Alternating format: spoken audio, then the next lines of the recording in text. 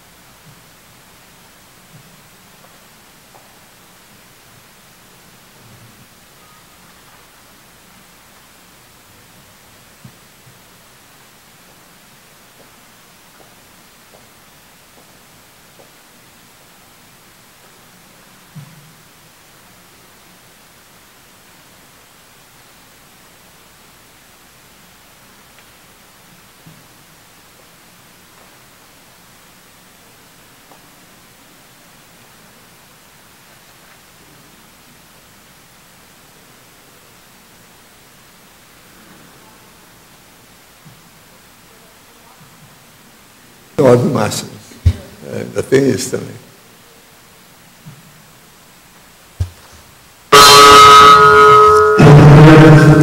Meu boa tarde para todos e todas. Hoje é dia 9 de outubro de 2010, sábado. O verbete é o 1716. 4 páginas, 43 logias ou sessões e 9 máximos. O título do verbete, Parceria Pedagógica. A especialidade, Reeducaciologia. Definição. A parceria pedagógica é a reunião de consciências afins para alcançar o objetivo comum de ensinar ou ministrar a educação no contexto didático da reeducação consciencial ou da inteligência evolutiva multidimensional. As aquisições evoluídas nas práticas laborativas no holopensene da educação. Os grupos de estudos e pesquisas. O fato de toda consciência, em tese, ser cobaia, estudante e professor em relação a outras consciências. As coautorias nas megagescons escritas. A produção grupal dos esclarecimentos evolutivos. As equipes de trabalho coesas, as afinidades eletivas, as consciências do mesmo nível do grupo evolutivo, a importância dos artefatos do saber na aprendizagem dos saberes evolutivos. Eu li aqui só 5 linhas da fatologia, que tem mais de 20 linhas.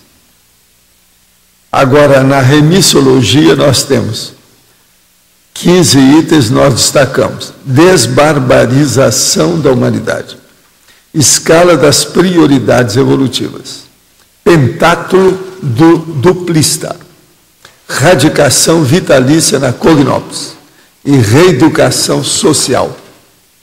Agora, frase enfática. A parceria pedagógica potencializa o aprendizado dos parceiros em múltiplas disciplinas, seja quanto aos fatos intrafísicos simples ou aos parafatos envolvendo a multidimensionalidade.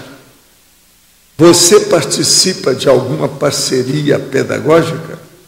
Como se posiciona quanto a tal assunto evolutivo? A parceria pedagógica entra também, de fato, seriamente, no processo da Max Proex, né? Agora, pergunta. Uma grande parte dos colegas da categoria profissional a qual pertenço, que são os bancários, está em greve. reivindicando aumento salarial e principalmente fim do abuso e do assédio moral dos banqueiros. Aderir à greve seria anticosmoético, visto que as reivindicações são justas e é necessário um posicionamento. Sinto que alguns estão em cima do muro, apanhando quieto, com o rabo entre as pernas e com medo de se posicionar. Olha, a greve existe dentro do processo democrático. Se está declarada e ela é considerada pela jurisprudência como sendo justa, não tem nada da pessoa participar. Faz parte do serviço, é a democracia. O cidadão tem direito ao processo de greve, desde que ela seja justa. Essa greve parece que foi decretada como justa, né? Foi aceita como justa, essa dos bancários. Apesar de toda a minha teoria linda, a Melinha ainda me ataca, por eu não conseguir colocar tudo isso que crio no meu laptop na prática, teaticamente. Pelo que você me conhece, onde estou errando mais, basicamente, na minha anamnese? Eu acho que você falta ainda entrar em detalhes na sua auto-organização. Se você colocar mais disciplina um pouco nos detalhes, falta detalhismo isso aí. Você vai conseguir superar isso tudo. Anote as coisas para melhorar o nível do seu detalhismo. Isso vai ajudar a sua auto-organização. Não consigo entender as palavras apriorismo e ludismo para poder relacionar com arte, sexo e drogas. Hoje vi algo sobre racionalismo na aula de filosofia, que o professor comentou algo sobre apriorismo, que depende dos sentidos, mas ainda não consegui relacionar. Pode me dar uma mão? O problema todo é o seguinte, aqui, ó, o que interessa é você entender que apriorismo é uma ideia que a pessoa tem, que ela está guardando com ela e que ela usa naquela hora. Isso é que dá apriorismo. Agora, se uma pessoa só fica com isso, ela entra num processo cronicificado que chama apriorismose. Ela então fica estagnada, ela não recebe a coisa nova.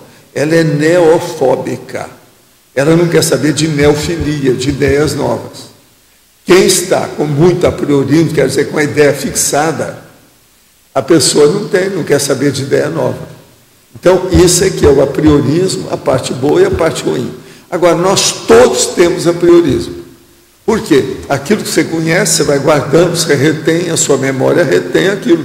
Há uma conservação e manutenção da cognição, do conhecimento.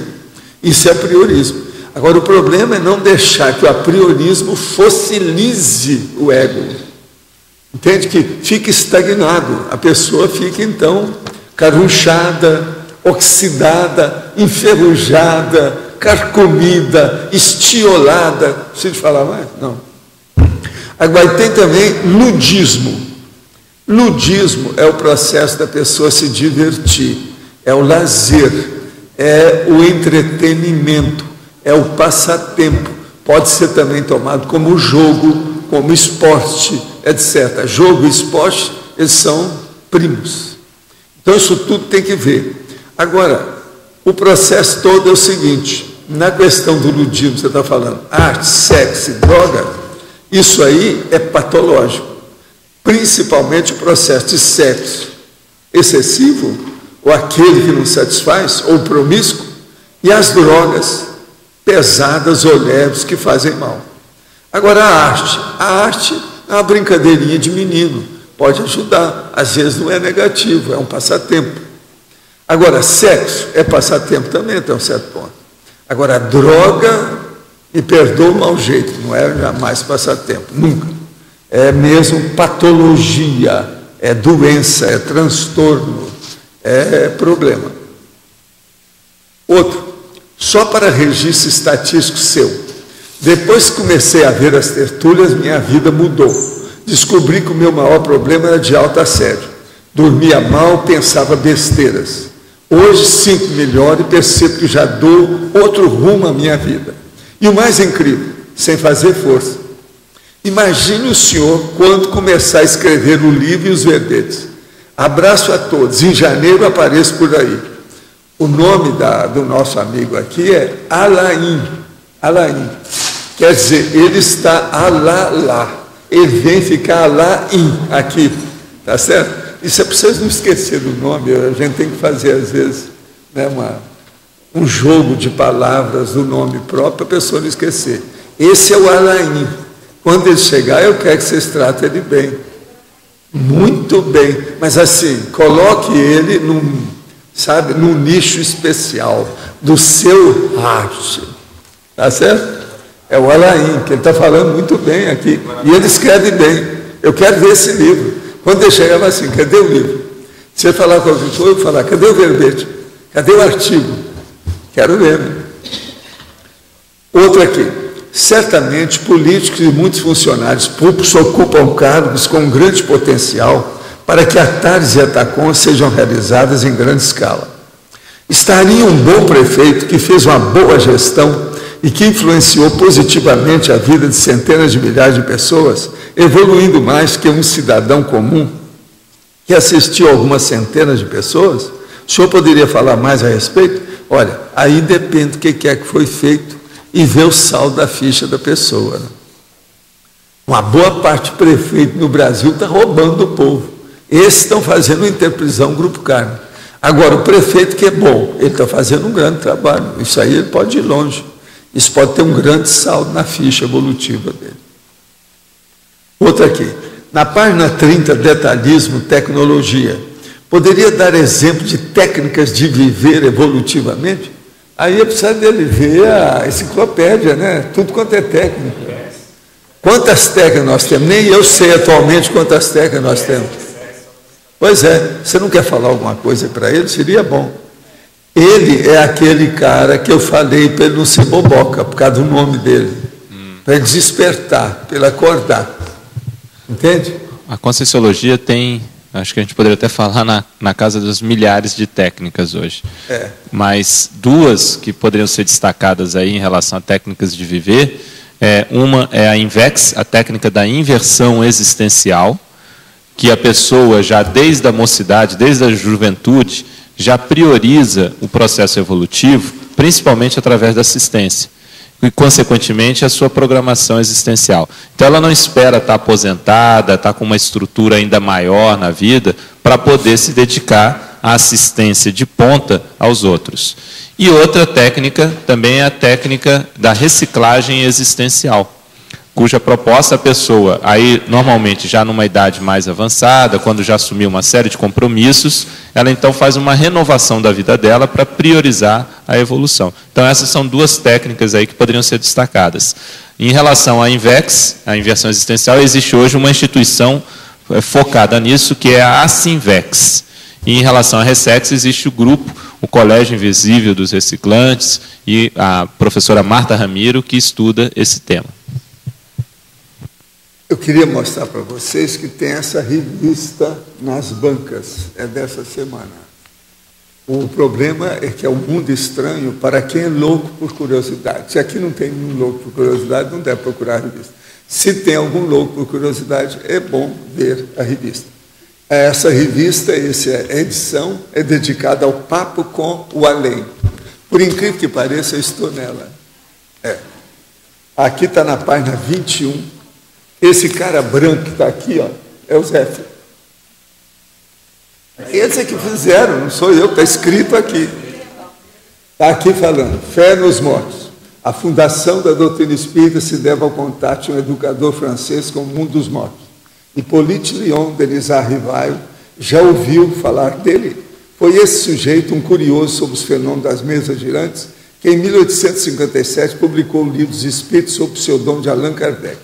Segundo a sua própria explicação, o nome alternativo foi adotado depois que o espírito que se identificava como Zéfiro, palavra que significa vento suave ou vento do oeste, disse que Rivail era a reencarnação de um antigo sacerdote chamado Allan Kardec. Era dos druidas, ou druidas, como eles gostam de falar, do druidismo. Agora, ó, aqui o Zéfiro está dando uma de mão com energia na cabeça do Kardec. Você está entendendo? Você está vendo? A gente, querendo ou não, aparece em todas. Entendeu? Isso é na página 21. Agora, eu trouxe a revista, não foi por causa disso, não. Isso aqui, eu estava esperando que o Hernandes estivesse aqui, que é para o laboratório de ectoplasmia, eles verem essas ferramentas que estão usando aqui. Luz estroboscópica, luz negra, geradores eletrostáticos, amplificador de áudio, gerador de números aleatórios. Isso tudo estão usando hoje. E tem aqui uma boa caça-fantasma na vida real. Isso aqui é o aspecto mais sério da revista. Seria bom, eu quero ficar com essa revista aqui, porque eu quero ainda ler umas coisas. Mas seria bom a turma lá, no laboratório de ectoplasmia, pegar essa revista na banca. É o caso de arranjar mais, para a turma ver. Tá certo? Você olha então por aí. Quem é? Você é da turma de lá? Quem é que é? Quem é que é lá do laboratório de ectoplasmia? É você, né? Então compra essa revista, O Mundo Estranho, dessa semana, que lá tem os dados, seria bom ver. Ali tem aparelho que seria bom usar. Tá certo? Agora, gente, já que eu estou falando todo esse negócio, até de Zéfiro aqui hoje, que está aparecendo, eu queria falar um negócio que o Artiaga, meu amigo lá de Los Angeles, deu para a Mercedinha, e ela trouxe aqui a caixa de paradoxo. Essa caixa de paradoxo é muito bacaninha, para a pessoa ver os processos de ilusões de ótica e outras coisas mais. E essa aqui é a maior que tem. De tudo que eu já vi, essa é a maior. Na minha infância, eu fiz muitos desses negócios de paradoxo na base de desenho, por causa da história em quadrinho.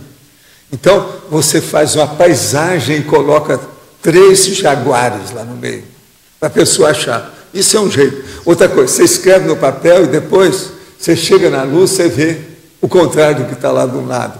Anverso e reverso é diferente. É justamente isso aqui. Então, você veja bem. Aqui, ó, tá uma mulher, uma cara de um jeito, você vira, aparece outra cara. Agora, o melhor não é isso. O melhor é isso aqui, ó. Uma mulher de um jeito, aí você vira um cavalo. Isso é perfeito, do ponto de vista da realidade, da parapsicosfera.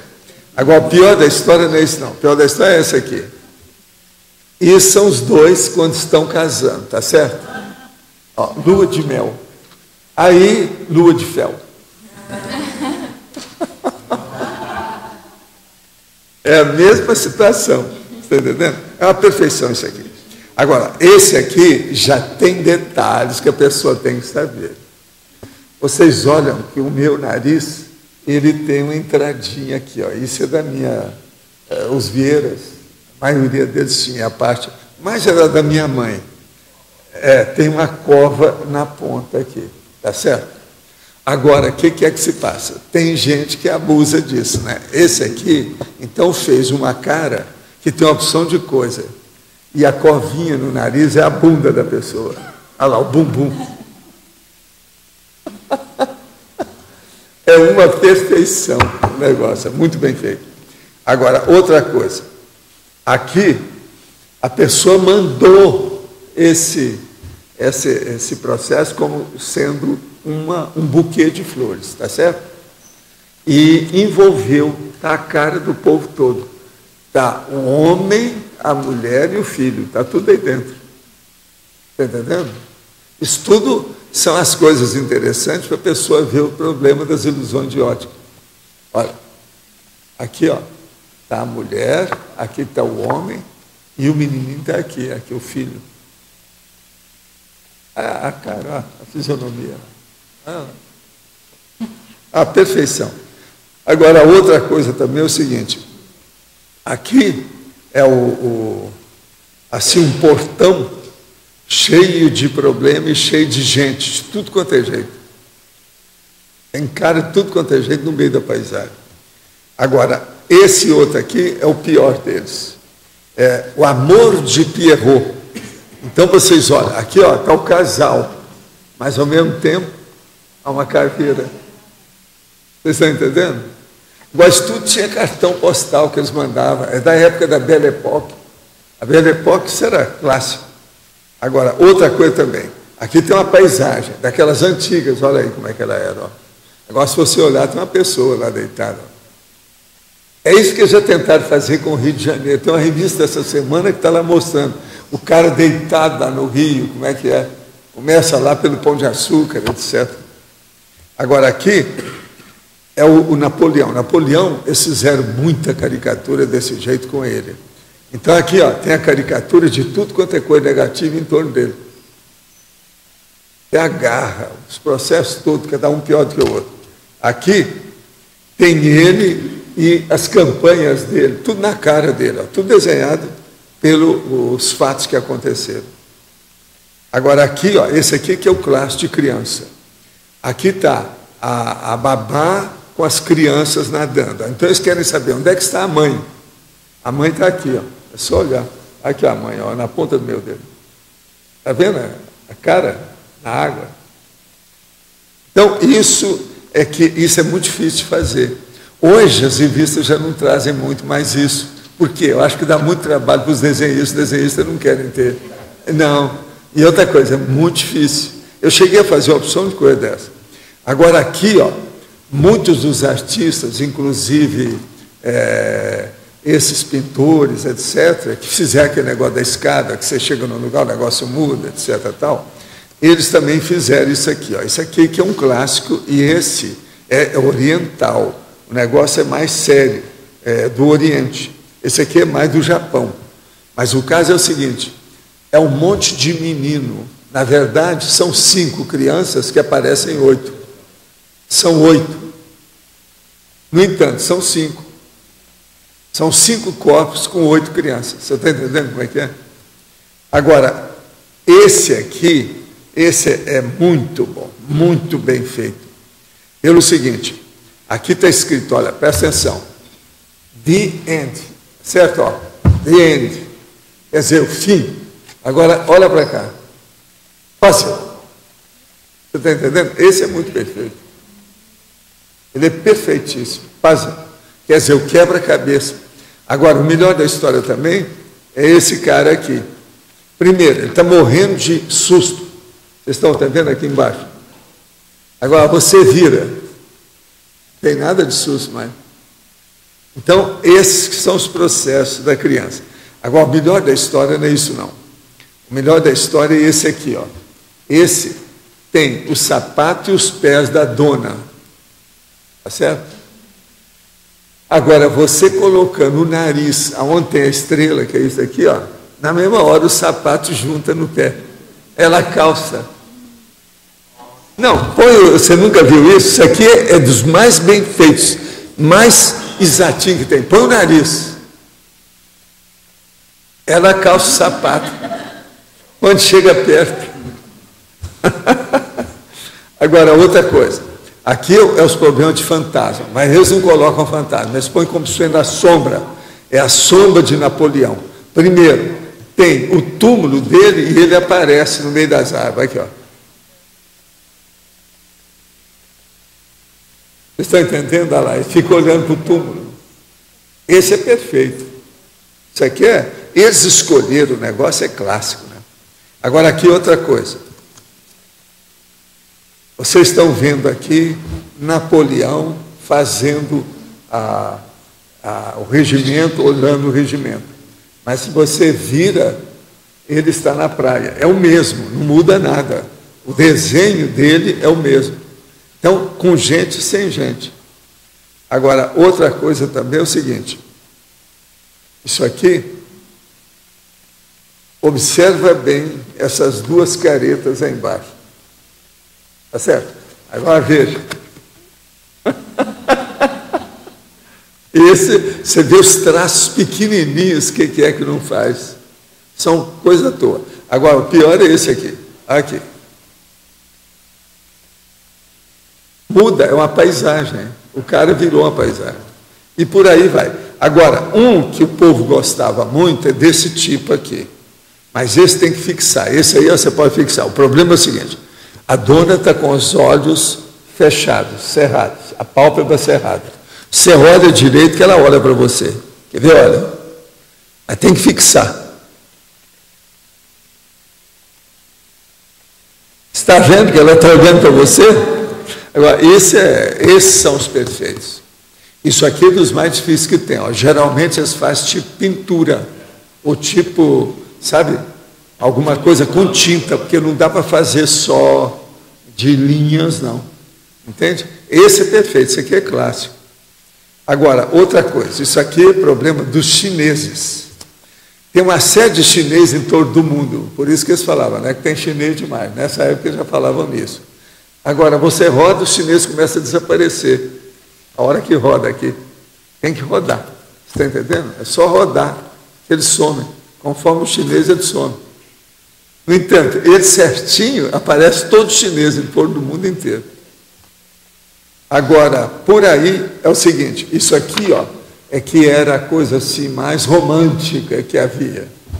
Então, se mandava um cartão desse aqui, o cara mandava para a dona. Então, é só esse lado aqui. Agora, a hora que você olha para a luz, ele está beijando a moça. Tem que olhar contra a luz. Ele está beijando a moça. Agora, ele está beijando a moça e a dona está do outro lado, atrás. Está danada a vida com o beijo. Entendeu? Então, isso é a caixa paradoxal, a caixa de paradoxos. Eu escolhi alguns. Isso aqui é a metade do material. Aí tem folheto explicando como é que é isso, de que modo que é tal. Essa caixa é fora de série. Entende? Eu ainda quero examinar algumas coisas disso aqui, que há muito tempo que eu não via nenhuma dessas. Essa aqui é a melhor que tem. É. Aí tem até o local onde tem endereço, tal, como é que faz, tal. Você se interessa por isso? O Luiz, ele gosta. Olha aí que tem um cartão que tem um endereço, está no fundo de tudo. Tira tudo uma vez. Não, eu não sei se está aí. Eu acho que é melhor num cartão que está solto. Está escrevendo tudo. De modo que a parceria pedagógica, eu estou fazendo uma parceria pedagógica com vocês em matéria de coisa engraçada, diferente, vamos dizer, um pouco esquisitinha, exótica, abstrusa, não é isso? E outros nomes que aí vocês vão arranjar. Oswaldo, são os brinquedos criativos que as crianças hoje não têm mais acesso, né? Aquele álbum também de troca, que você tinha a cabeça de uma pessoa, o corpo de outra. Eles não estão fazendo também mais. Não tem, a gente não vê agora, mais. Isso é porque está dando muito trabalho, e os desenhistas modernos não querem ter trabalho. Não, e eles consideram eles arranjaram assim... um monte de aparelho. Com essa então, com esses aparelhos, eles não têm trabalho de criatividade. E também a questão da superexcitação. Hoje, como as Conselhos estão aí, é preciso tudo ser massificado. Até aquele filme A Fábrica de Chocolate, que a primeira edição era bonita, as primeiras, né, os primeiros filmes. Hoje, em vez de ter assim, um umpa-lumpa daquele, tem 800 milhões de umpa-lumpas, tudo no computador. Então, tudo é saturado. Todos os filmes são hipersaturados por causa da anestesia da sensibilidade das pessoas. E não tem clima para uma coisa como essa, que mexe com a criatividade. Para criança e gente adolescente, isso aqui é muito chamativo. Então, os brinquedos eram simplesmente sensacionais. Porque prende, faz a pessoa raciocinar. Isso é processo mental soma, você sabe, certo? Sim. Escuta, eu não vou precisar. Depois a André vai te falar. Nem hoje, nem amanhã. Tudo certo. Agora aqui. Estou em dúvida sobre meu emprego. Não estou conseguindo me adaptar ao serviço público burocrático. Estou em desvio de função. Meu cargo é técnico, mas estou desempenhando função de analista financeiro, função para a qual não possuo capacitação nem interesse. O olo pensando do local é terrível. Não aceitam sugestões, não se posicionam e não admitem mudanças. A princípio, já que tinha abandonado a música, tinha planejado ficar nesse local até terminar a faculdade. E, a partir daí, trabalhar na área de saúde. Estou frustrada porque trabalhei muito por esse serviço. Se pedir exoneração, meu marido até pode me bancar, mas eu não terei independência financeira. Será que não estou sendo forte o suficiente para superar as barreiras que se apresentam? Principalmente por ser portadora de TDAH? Ou realmente o melhor seria me afastar desse local? Olha, entre o local e seu marido, é melhor o seu marido. O negócio é esse. Escuta, eu deixei isso aqui, vê se existem essas palavras para mim, ou pelo menos uma delas. Tá? Obrigado. O óleo pensene de uma consim afeta diretamente o óleo pensene de uma consiex? Ele produz o mesmo efeito que produzia entre duas consins? Olha, aí depende da sideração, ou seja, da influência do óleo pensene sobre a consciência. Se aquele óleo pensene é muito, vamos dizer, enraizado, sério, envolvente, ele é intenso, tem muita intensidade de afinidade com a consciência, seja ela consim ou consciex, o óleo pensene influi. Então o problema todo é esse. Aí o problema não é se é com uma consim ou com uma consciex. O processo é o seguinte: o que é que a consciência tem do ponto de vista de rapport, de afinidade, de empatia com esse óleo pensene? Isso é que dá a diferença. Tenho comentado sobre a conscienciologia no ambiente de trabalho, e um dos colegas me procurou reservadamente para dizer que, de alguma forma, meus comentários o têm influenciado. Ele voltou a ter sonhos com uma pessoa que pensa ser ele mesmo, mas com uma aparência diferente da sua atual. É como se fosse um daqueles personagens que aparecem em filmes bárbaros. Aparece sempre com facões, escudos e fisicamente muito alto e forte. Ora é negro, ora tem a pele mais clara. Ele está muito assustado e diz que nunca teve coragem de comentar esses sonhos com ninguém, pois tem medo de ser considerado doido. Tem receio de confundir a realidade com os sonhos, pois tudo lhe parece muito real. Qual a melhor forma de orientá-lo? Olha, seria bom você dar uns livros para ele estudar, processo de retrocognição e o problema da Seriex, para ele entender o que é que se passa com ele realmente. E outra coisa, ele vê se esse caso dele é só ele ou se ele tem acompanhante. Acompanhante, no caso, às vezes, pode ser um assediador ou mais de um. Depende do que é. Agora, para isso, ele tem que verificar o cenário, como é o enredo da situação, o que está acontecendo com ele, etc. Tal. Para isso, é bom estudar um pouco de retrocognição. Nos nossos livros, nós expomos alguma coisa disso. O projeciologia também, a gente fala muita coisa sobre isso. Tem que ver alguma coisa sobre memória e holomnemônica, né? Memória quádrupla. Tem até isso lá, a gente está falando lá. Também especifica muito isso.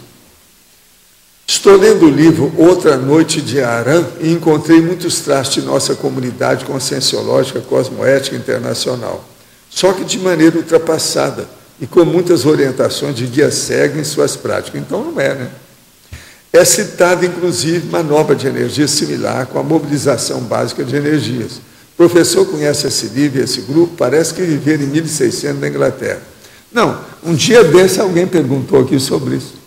A gente sabe disso aí, mas está tudo superado. Agora, muita coisa dessa deve vir porque os medievalescos estão arrumando, estão aí. Aqueles que não ressomaram, estão ressomando. No mês passado, completei 1 ano de conscienciologia. Antes desse período, eu bebia cerveja dia sim, dia não, e fumava a carteira de cigarro por dia. Já faz uns 10 meses que larguei os 2 vícios, mas minha esposa ainda está nessa. Estou me organizando para começar a minha tenefes em janeiro. O senhor acha que a minha tenefes vai ajudar minha esposa a sair dessa situação? De qualquer maneira, vai ajudar. Né? Vejo que ela tenta, mas não consegue parar de fumar e beber. O senhor tem alguma dica para me dar? Sim.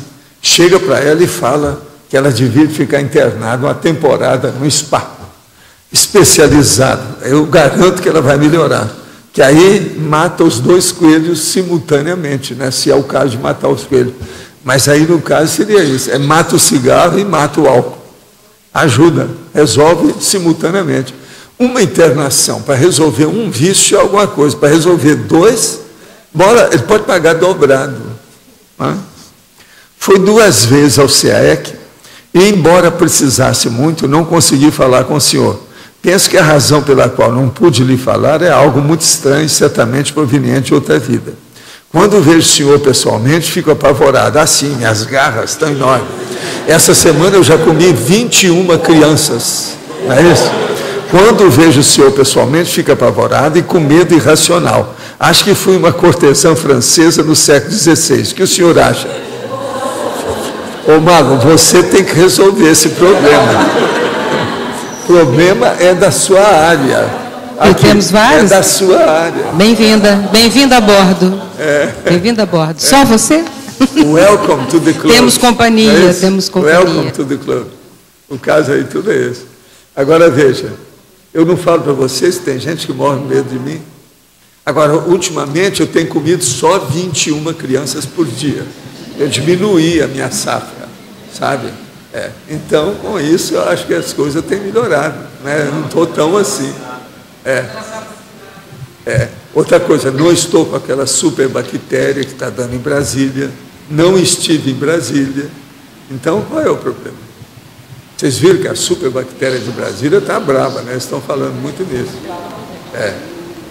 De modo, eu também não fiz aquele buraco lá no Chile para os trabalhadores ficarem encerrados. Eu não tenho nada a ver com isso. Tem uma opção de coisa aí que não tem nada a ver com isso. Valdo, eu já ouvi de outras pessoas essa mesma colocação. Dizer que não consegue chegar perto de você, que agora, tem medo, que treme, que não sei o quê. Falando para essa pessoa e para os outros meus amigos do passado, porque isso tudo é gente do passado nosso, eu quero dizer o seguinte: às vezes o problema do medo está na pessoa que está medrando, que está com medo. Por quê? Tem alguma culpa, autoculpa escondida. Aquela peça, aquele quarto, que só ela tem a chave, que não pode falar, que ninguém sabe o que se passa. Então, isso aí eu preciso de ver. Me colocam na berlinda numa condição que eu não tenho diretamente nada que ver com esse peixe. Há uma transferência clara, psicológica, patológica, doentia, nosográfica, violenta. Há um transtorno aí de identidade nessa história. Isso tudo precisa ser estudado. Valdo, outro dia você falou alguma coisa desse pessoal que tem medo. Eu perguntei sobre o passado, mas eu não entendi bem. Esse pessoal que foi assediador, tem medo que vai chegar perto de mim, e eu às vezes posso falar umas cositas más sobre a realidade da pessoa, nesta ou noutra vida, porque às vezes isso acontece. Eu não posso garantir nada disso, não está comigo. Se o amparador da pessoa vem, conversou com o meu amparador, e eles falam que eu devo falar, eu abro o jogo. É o medo da fratura exposta ali. É isso.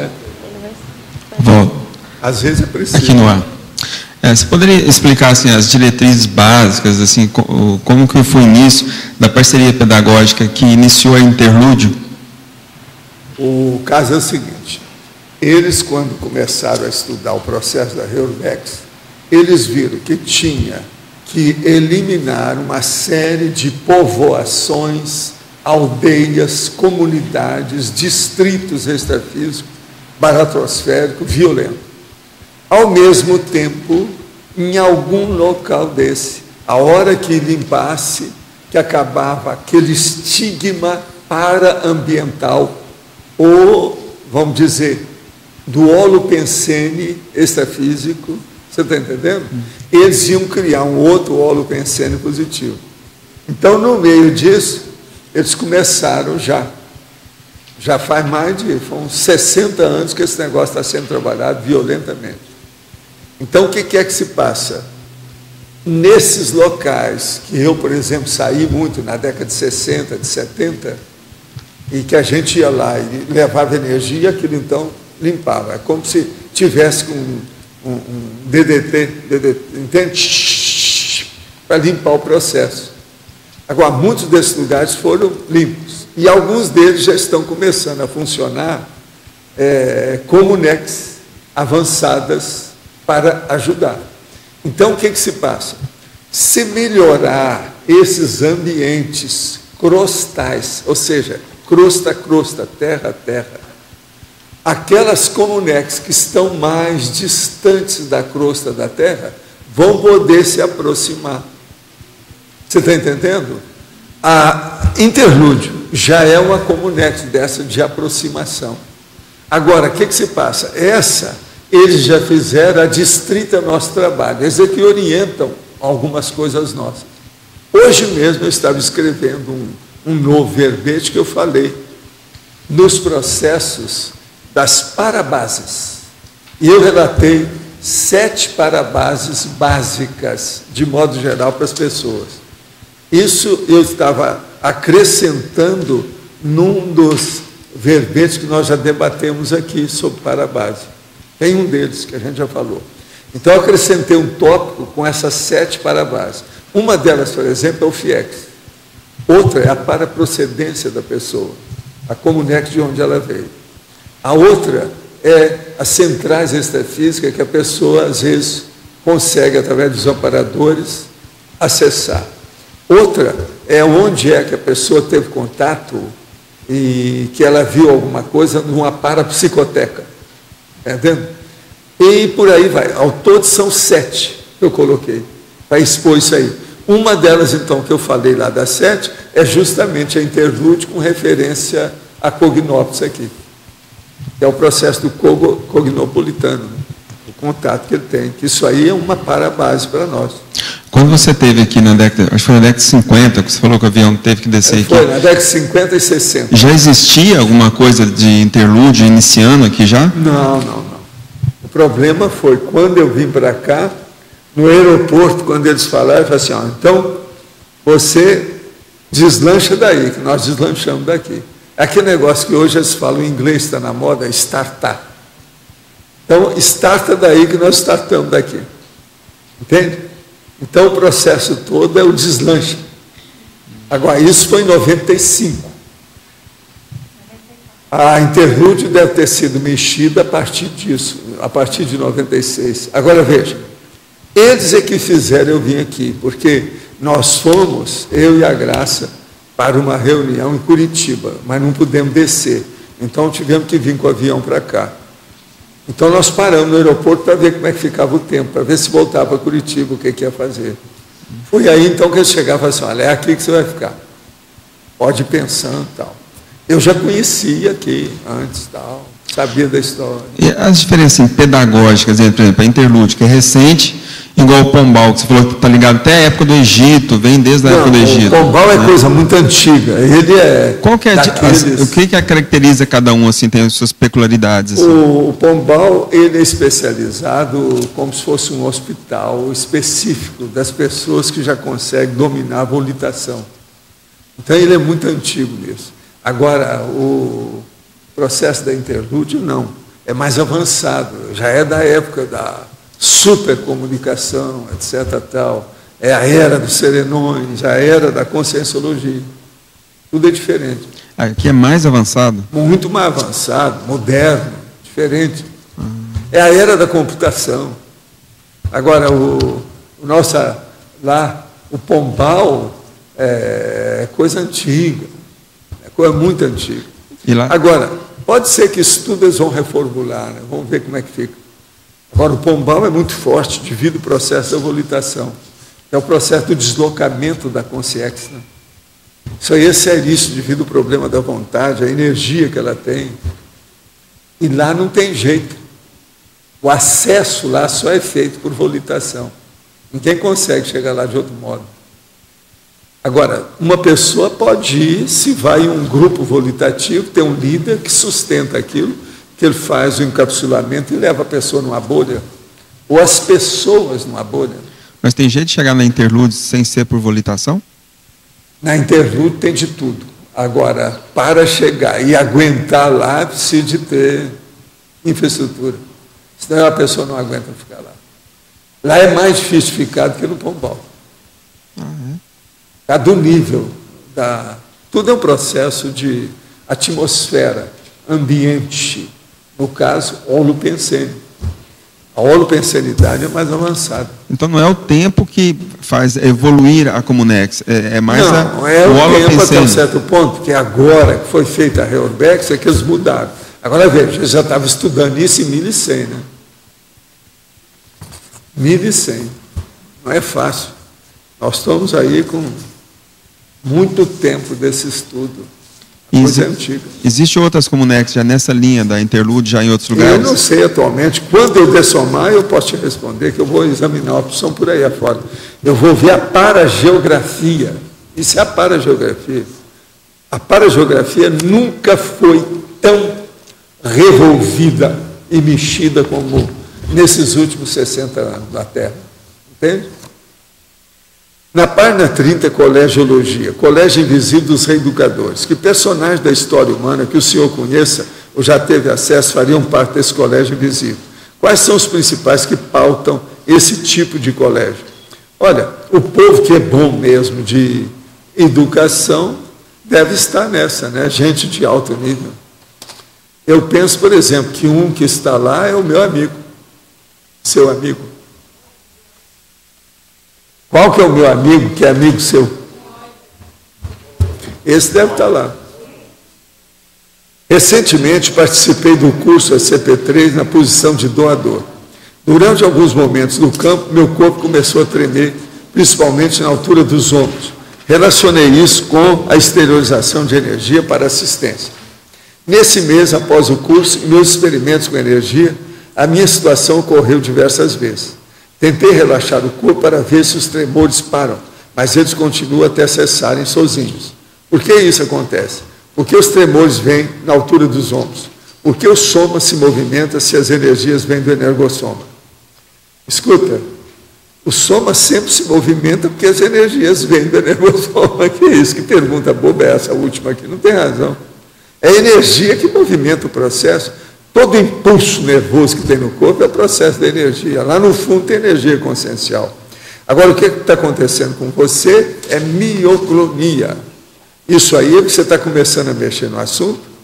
Você não é jejum, começando a engatinhar agora. Isso tudo vai parar com o tempo. Agora, ó, mexa no estado vibracional para você avançar mais depressa, desenvolver, evoluir mais rápido. Isso aí vai desaparecer mais depressa também.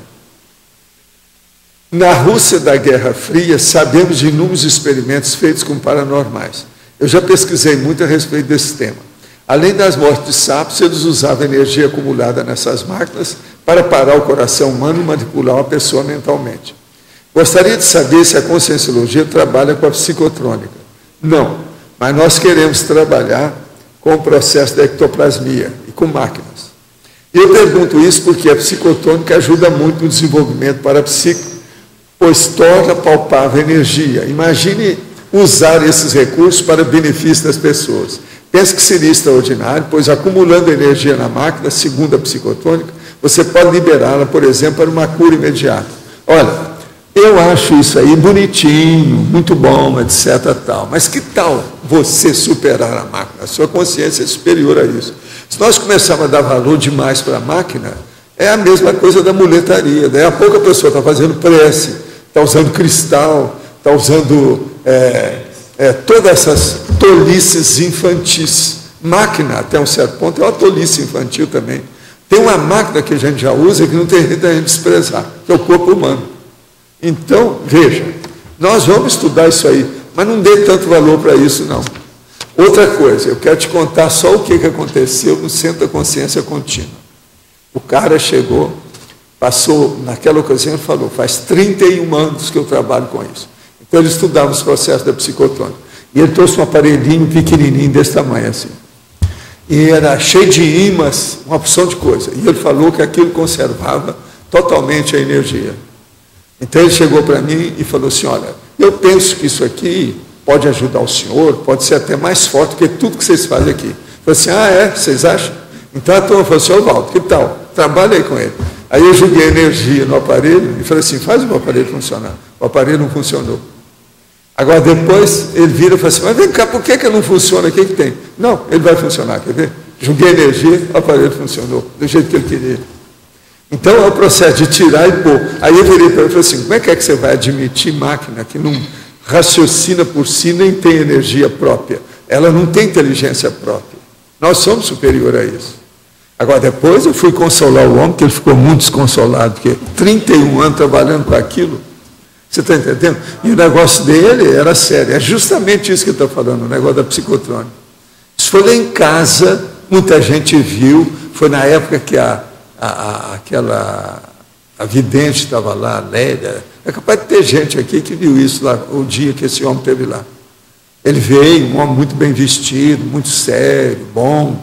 Eu depois consolei ele, dá tudo que eu pude para dizer. E falei com ele, ó, já que você agora já domina as máquinas, que tal agora você começar a dominar seu holossoma, que é uma máquina complexa, que a gente vê essa parte grossa que chama corpo humano. Começa a trabalhar com isso agora. Ele me olhou, espantado. Ficou por isso, eu nunca mais vi um.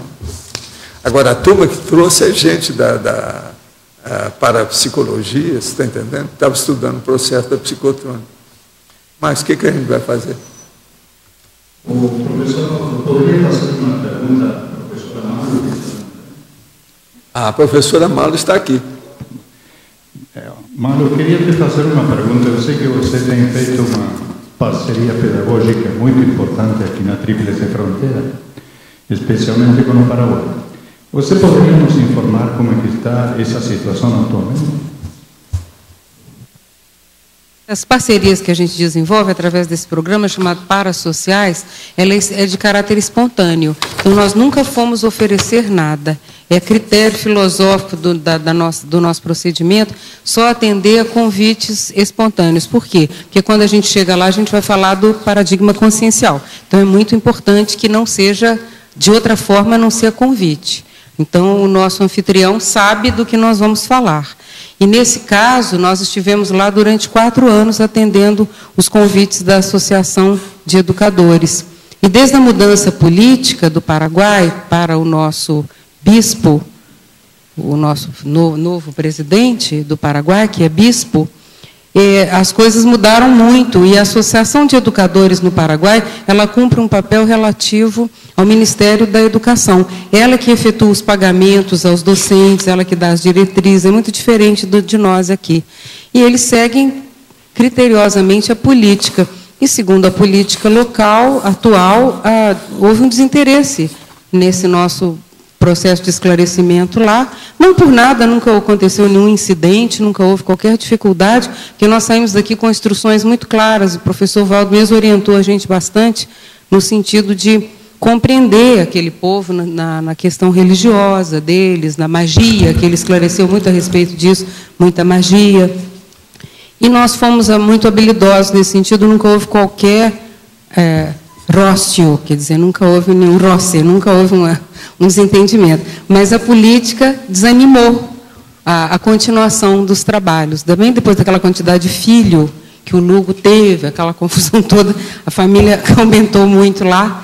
Então, parece que não havia muito interesse mais em dar continuidade. Em compensação, nós tivemos o mesmo convite do Peru e damos hoje, o trabalho está todo voltado para Lima, Chimbote e outras cidades, Trujillo, cidades que nos convidaram a dar continuidade a esse trabalho. Há uma parceria nesse sentido. Clareou? Aí, é bom que clareia para todo mundo. Tudo bem, mas agora, a respeito dessa abertura que se está dando em Peru, qual é os planos futuros? O que você tem na agenda?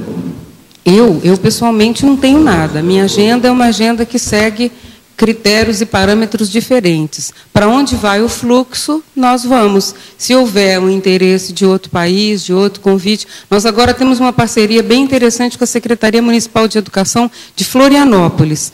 Estamos fazendo o projeto de readaptação de servidores públicos afastados, por burnout, por outras enfermidades, por depressão.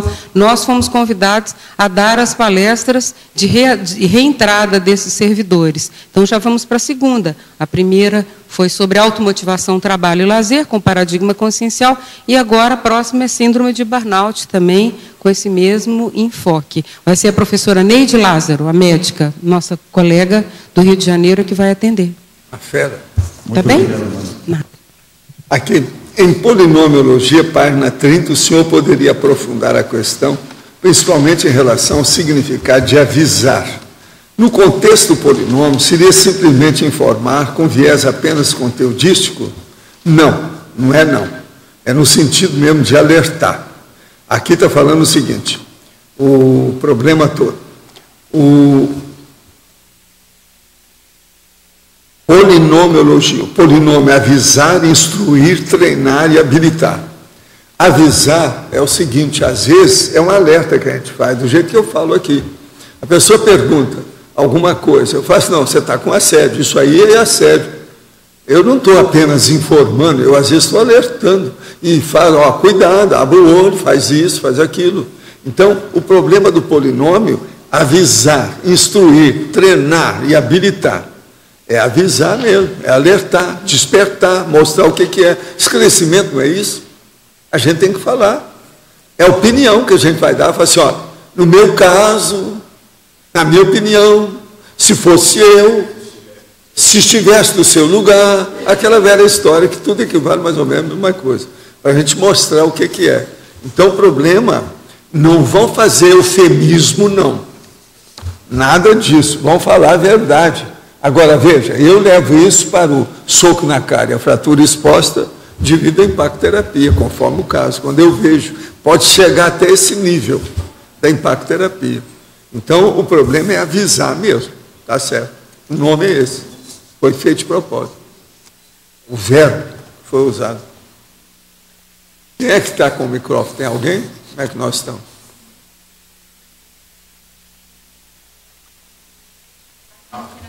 Nada, ó, pega aí. O senhor poderia falar mais sobre a interaciologia, interação trabalho pesquisístico, trabalho docente? Trabalho pesquisístico e trabalho docente. O problema todo é o seguinte, o problema da pesquisa é importantíssimo. Então, o ideal é todo professor e toda professora fazer investigação e pesquisa também, junto com a docência, junto com a classe, com a pedagogia. Só licionar o tempo todo, repetir aquilo que os outros já pesquisaram, não é o ideal nem sempre. O ideal é o professor ser pesquisador também. E depois, ele se tornar escritor de artigo, verbete, livro, publicado. Isso também é importante. Então, é um conjunto de condições. Outra coisa, no início, o ideal também é que o professor faça itinerância, para ele se sentir fisicamente sozinho com os amparadores extrafísicos. Então, a docência itinerante, ela manda a Consim para outro patamar mais evoluído. Às vezes de uma maneira até rápida, porque muda tudo. Uma pessoa mora aqui em Foz, aí ela começa a fazer uma itinerância para um outro país, entende? Longe daqui. Aquilo ali ela tem que apelar para os conhecimentos, a vivência dela e os amparadores. Ela vai começar a ver a assistência. Todo professor itinerante tem mais assistência do que a média. Isso é uma regra. Então, isso aí também é muito importante caracterizar. Certo? E essa itinerância, ela entra dentro desse processo pesquisístico, porque tudo até da autopesquisa, agora, né, por isso que o professor local deve ter o laptop, anotar as coisas todas que acontecem com ele, com calma, mesmo aquilo que ele não entenda. Uma das coisas mais sérias que nós temos que fazer é anotar aquilo que você não entendeu. Por quê? Isso tudo é ignorância da gente. Com o passar do tempo fica claro, aquilo esclarece, e você pode explicitar o que foi. Você já conhece, depois acumulando as experiências, as vivências. Entende? Então, viva o laptop. Tem que usar o notebook. Certo? Qual a sua opinião sobre a ciência quântica sendo uma ponte entre a ciência e o espiritual? Olha, eu acho que tem muita besteira nisso. Vocês estão forçando muita barra. É bom você ver o que eu falo sobre eletronáutica. E dê um desconto nessas coisas. É muito bom, vamos fazer pesquisa, mas olha, um para lá, outro para cá. É o PADD. É o PADD da cognição. As consciências que nessa vida estão envolvidas com a conscienciologia vier do Pombal ou do interlúdio? Não, a maioria aqui apareceu, a maioria de os lugares mais diferentes possível. Alguns estiveram no Pombal. De interlúdio não tem ninguém aqui, porque interlúdio foi criado agora recente. Agora, os cursos intermissivos são realizados em várias comunidades. Extrafísico tem uma comunidade específica que estuda a conscienciologia. Não, eles são em diversos ambientes ou holopensênios, extrafísicos, comunidades diferentes. Depende do que é que vão fazer. Até fora da Terra tem. São campi, quer dizer, uma condição Um campus aqui, o outro lá, o outro acolá. Campi, de tudo quanto é jeito, extrafísico, até fora da Terra. Pensa nisso. Professor, aqui a Rosa, página 29, fatologia, a 6ª linha, a prática pedagógica, fazendo um gancho com os ganchos didáticos expandidos pelos parceiros docentes. A pergunta é o seguinte, essa parceria na docência, até para dar uma aula, o senhor acha produtivo isso, por exemplo, uma aula pedagógica com dois professores? É importante isso aí, sim. Sempre ajuda. E outra coisa, aqui ó, são os ganchos didáticos expandidos pelos parceiros docentes. Pois é, esses parceiro, ganchos... no caso, é a duplologia. Os duplistas, por exemplo, um tem um gancho, o outro tem outro, um ajuda o outro. Pois é, entrar na hora certa, no tempo sempre certo, ajuda. Né? Está dentro do mesmo holopensene. Sempre ajuda, né? Quanto mais enriquecer, melhor. Professor Valdo. Sim. B aqui em cima, primeira fileira, última fileira, quase. Nós estamos fazendo a qualificação docente, né? Temos aqui 14 alunos em qualificação docente, e nós recebemos uma tarefa de intervalo, que era observar o processo parapedagógico, né, da tertúlia. E eu achei interessante porque me veio, né, faça a pergunta, para ajudar na interação aqui. Então, assim, que sugestões, né, a gente poderia dar para essa turma aqui que está fazendo qualificação docente, né, no sentido não só nós, né, todos os docentes da Conscienciologia. Vocês lerem a primeira coisa, todos os verbetes que falam sobre tertuliário. É a série deles. Inclusive tem aquele que tem mais detalhes, a técnica tertuliária. Tem um monte deles aí. Seria bom vocês verem isso, vocês terem uma ideia. Tem um deles que fala detalhes aqui da tertúlia. Esse seria bom ver, com calma. Para vocês terem ideia do que é que pode ver aqui. Uma pessoa chega aqui, se ela não olhar bem em detalhe, ela não vai entender nada do tertuliário. Aqui está cheio de correntes submarinas no ar. De tudo quanto é jeito. Agora, seria bom ela ver aquele verbete aí direitinho, o nome, e dar para ela, né? Ela lê. Agora, ó, procure, se você tem lá um processo de um DVD, um DVD, olha lá no Find, na procura lá, tertúlia, ou tertuliário, que aí você vai encontrar todos esses verbetes. São vários que a gente já falou sobre isso. Mas tem um que é detalhes do que acontece aqui dentro. Por que a pessoa sentou à esquerda ou à direita? Esse é o migração. Por que ela mudou hoje? Por que ela respondeu? Por que ela deixou de responder? Por que ela não participou? Por que no outro dia ela participou? Isso é importante. Esse é o migração.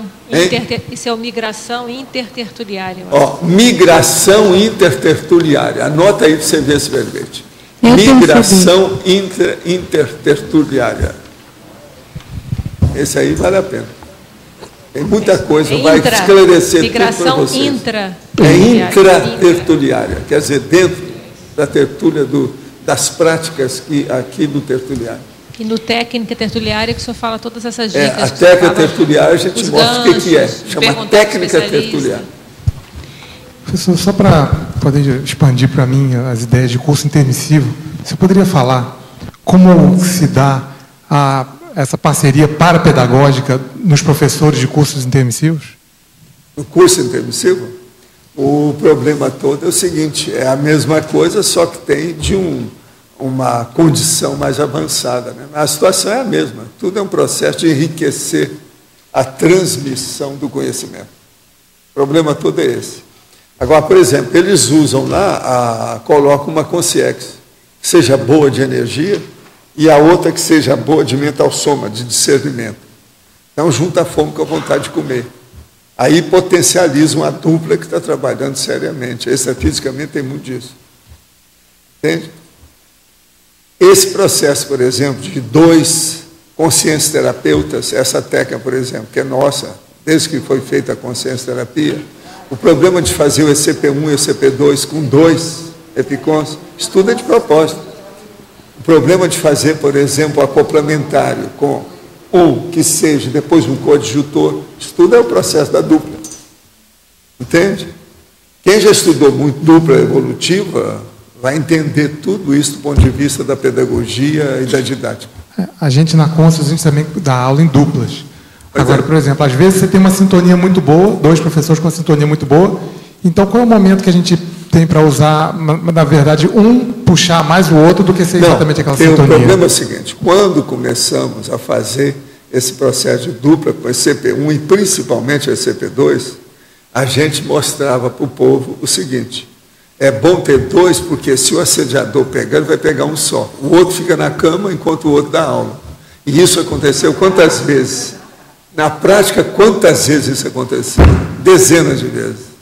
Então, isso aí é que tem que ver. E a pessoa começa também a examinar as fraquezas dela. Tem gente que esteve nesses cursos totalmente anulado. Às vezes nem aparecia no campo. Não dava conta. Ficava de cama. Ia para o hotel e ficava lá na cama. Por quê? Alguma coisa atrapalhada. Você está entendendo? Hoje isso tudo está superado. O povo hoje já está muito vivo. Já estão se preparando mais. Outra coisa, hoje eles entendem aquele negócio que eu falava. Olha, o SCP-2 começa na sexta-feira, então vocês vão para o hotel na quarta. Aquele negócio, a minha técnica de chegar antes, de você abortar os problemas. Você fica sabendo do problema antes do acontecimento, do estabelecimento do cenário, da cenografia. Então você aborta tudo quanto é caso que tem. Isso aí é importantíssimo. Agora, no início, o povo não entendia isso de jeito nenhum. E outra coisa, uma boa parte deles queriam que fosse só os casais, as duplas. Eu falei assim, não, muda, senão vai dar para trás. Porque o casal é mais fácil de derrubar do que 2 pessoas diferentes. Isso tem a opção de coisa nesse sentido. Outra coisa, tinha gente que gostava também de ir na cidade que ele nasceu ou que tem mais gabarito. Eu falei, não, esse não. No início não deve ir lá. Vai em outra cidade. Aí, no caso assim, de itinerância, aí vamos supor que chegue 2 dias antes de um curso. O que a pessoa deve ir no local do curso? Ela deve preparar a energia, ver o local, ver o holopensene, como é que vai ser, olhar os detalhes, examinar qual é o ambiente, a atmosfera do hotel, a situação toda, ver se tem alguma coisa para calçar, alguma coisa que faltou. Olha a comida, se vale a pena, se tem muito pimentão, se não tem. E o que observar tudo que tem. Tem manual de muitas páginas só a respeito desse assunto. Hoje nós já manual temos de muitas anos páginas. de pesquisa. Sócios não dão aula juntos, pessoas que têm a ligação de familiaridade não dão na cidade que nasceram. Tem uma série de critérios. Tudo isso, manual, através assim, dos anos, nós ficamos doutor no assunto. Tamanho. É muita coisa, é muita coisa. Coisas finas, né? Porque durante anos o Valdo foi passando para a gente o que era para evitar no ECP1. Um livro sobre isso. Nós já temos esse objetivo, Valdo, com todo o histórico, a parte filosófica e essa parte prática. Malo, vocês têm no IPC? É o manual. Poderia ser passado para todas as I6? A gente poderia, porque nós que chegamos depois... Não, vai publicar um livro disso aí. O ideal é publicar, e já está bem na fase de fazer isso mesmo, está no ponto ideal de fazer agora. Eu não acompanhei desde o início, né? Então a gente sente um pouco de dificuldade, porque muita coisa já foi em frente, né? Você vê, desde 91, então é muito tempo que a gente acumulou de informação. Vai para 20 anos. 20 anos de trabalho, com o trabalho executado, quer dizer, não só no Brasil como fora, que o CP1 existe nos outros países que a IAC dá. Então, é um manancial de Quando a gente começou, eu era regra 3. Qualquer professor, se faltar, eu vou lá e preencho. Era isso, todo mundo já sabia. Então, regra 3. Existe com homem, com mulher, com tudo quanto é coisa. Vai ser muito bem-vindo esse livro, né? Rosa, mas também vocês podem buscar ajuda com a Ana Luísa no IPC. Ela deu toda a orientação para o parapedagógico da Consis quando a gente fez a formação docente no início. Eu acho que ajuda muito, viu? Eles têm todo esse material feito pela Malo inicialmente, né, Malo? Você que startou. E é esse material. A gente vai publicar uma publicação oficial mesmo, para todo mundo. Obrigada. Publicar o livro com todo o histórico, todos os dados que o Valdo passou, especificar que acompanhou, tudo, desde 91. Vocês vão ver que todo esse serviço que está aqui, a pessoa chega, já mastiga, é só deglutir, já está tudo feito. Ninguém sabe o esforço que foi até compor essa condição do jeito que está aqui. E outra coisa, eu devo tudo isso a essa turma mais antiga aí, os veteranos aqui do trabalho, que não é fácil. E outra coisa, aqui num monte de lugar por aí afora, no Brasil e no exterior, tudo isso nós juntamos a experiência para sondar como é que ficou. Tem muita coisa para a gente ver nesse sentido, já acumulada. É o acumulador das vivências. Isso aí é muito sério. É a base. Voltando lá ao curso intermissivo, que você já respondeu para ele, mas o que eles mais aproveitam é por especialidade lá. Não, o que se aproveita é o saldo da ficha da pessoa, ver o que ela é, o que ela tem de melhor para oferecer do ponto de vista da interassistencialidade. E eles colocam. Extrafisicamente, os evoluciólogos têm muito mais gabarito de fazer o casting, quer dizer, fazer a elencologia, saber escolher a pessoa de acordo com os traços e potenciais que ela aparece no seu currículo evolutivo. Então, as pessoas são muito mais selecionadas. Só tem grandes astros por todo lado, você está entendendo? Extrafisicamente, no curso intermissivo. Não tem aquele. Pois é, o canastra não tem no curso intermissivo. Valdo, lá o processo, é óbvio, deve ser muito mais eficiente, né? Lógico. Mas. Não, e outra coisa, extrafisicamente a pessoa é o que é, não tem jeito de esconder. Então isso é muito bom. O que você pensa, se a outra pessoa tem lucidez, ela sabe tudo que você está pensando. Não adianta querer tapear. E os ambientes já foram feitos para isso, onde desenvolve o curso. De modo que chegou lá, é tudo explicitado. É a transparência, é a glasnost. Mas aí que você tinha falado que um aproveita o mental soma, o outro energia, eles entram com especialidade. Ele tem tendência, o cara trabalhou 5, 10, 15, 20 vidas dentro da área da educação. O outro trabalhou 20 vidas dentro da área da assistência. E por aí vai. Aquilo vai juntando. O outro trabalhou só com processo de parapsiquismo. Desde a época das iniciações, até recentemente, por exemplo, na parapsicologia ou na metapsíquica.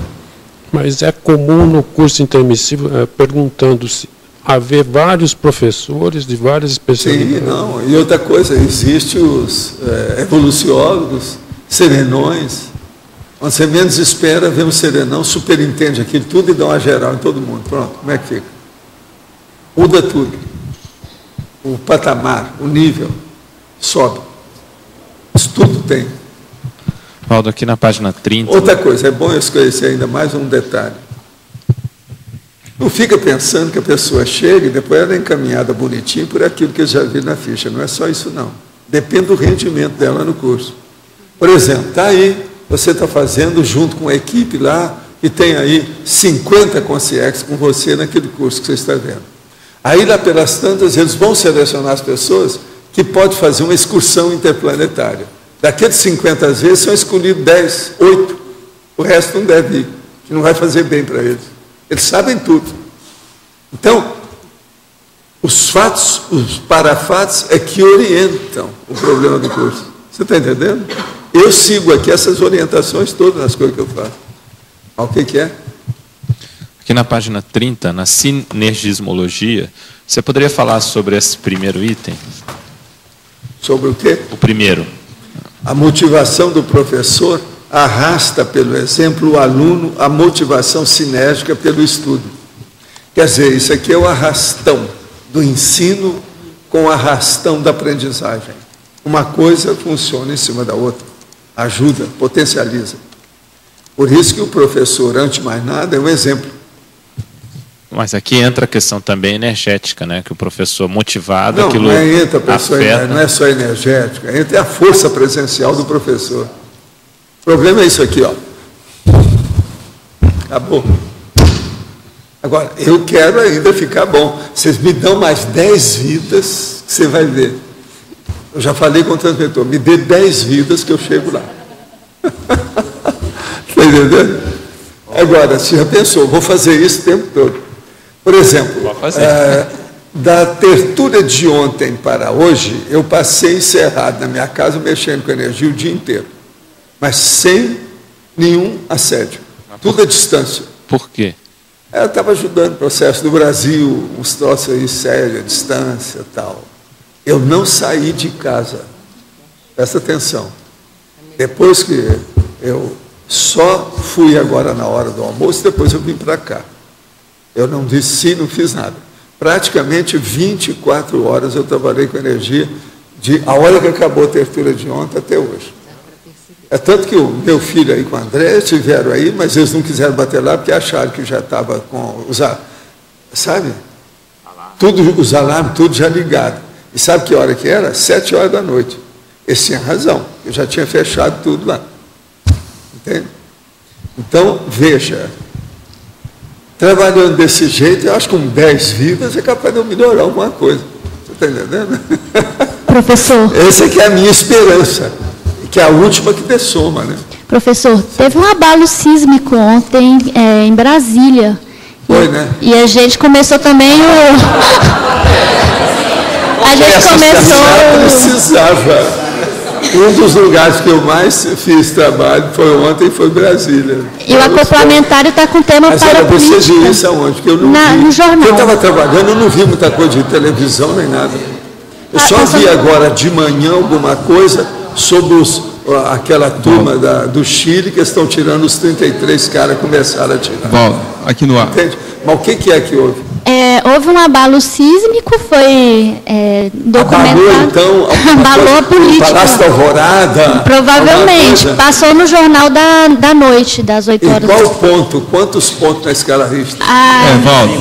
4,5 horas, é mesmo? Até 4,5. Em Brasília, hein? E olha que lá, vocês sabem que aquela área são das terras mais antigas do planeta, né? Que tem ali. Isso aí é lá em Goiás. Valdo, é naquela área. A impressão que eu tive é que os funcionários públicos foram liberados antes, né?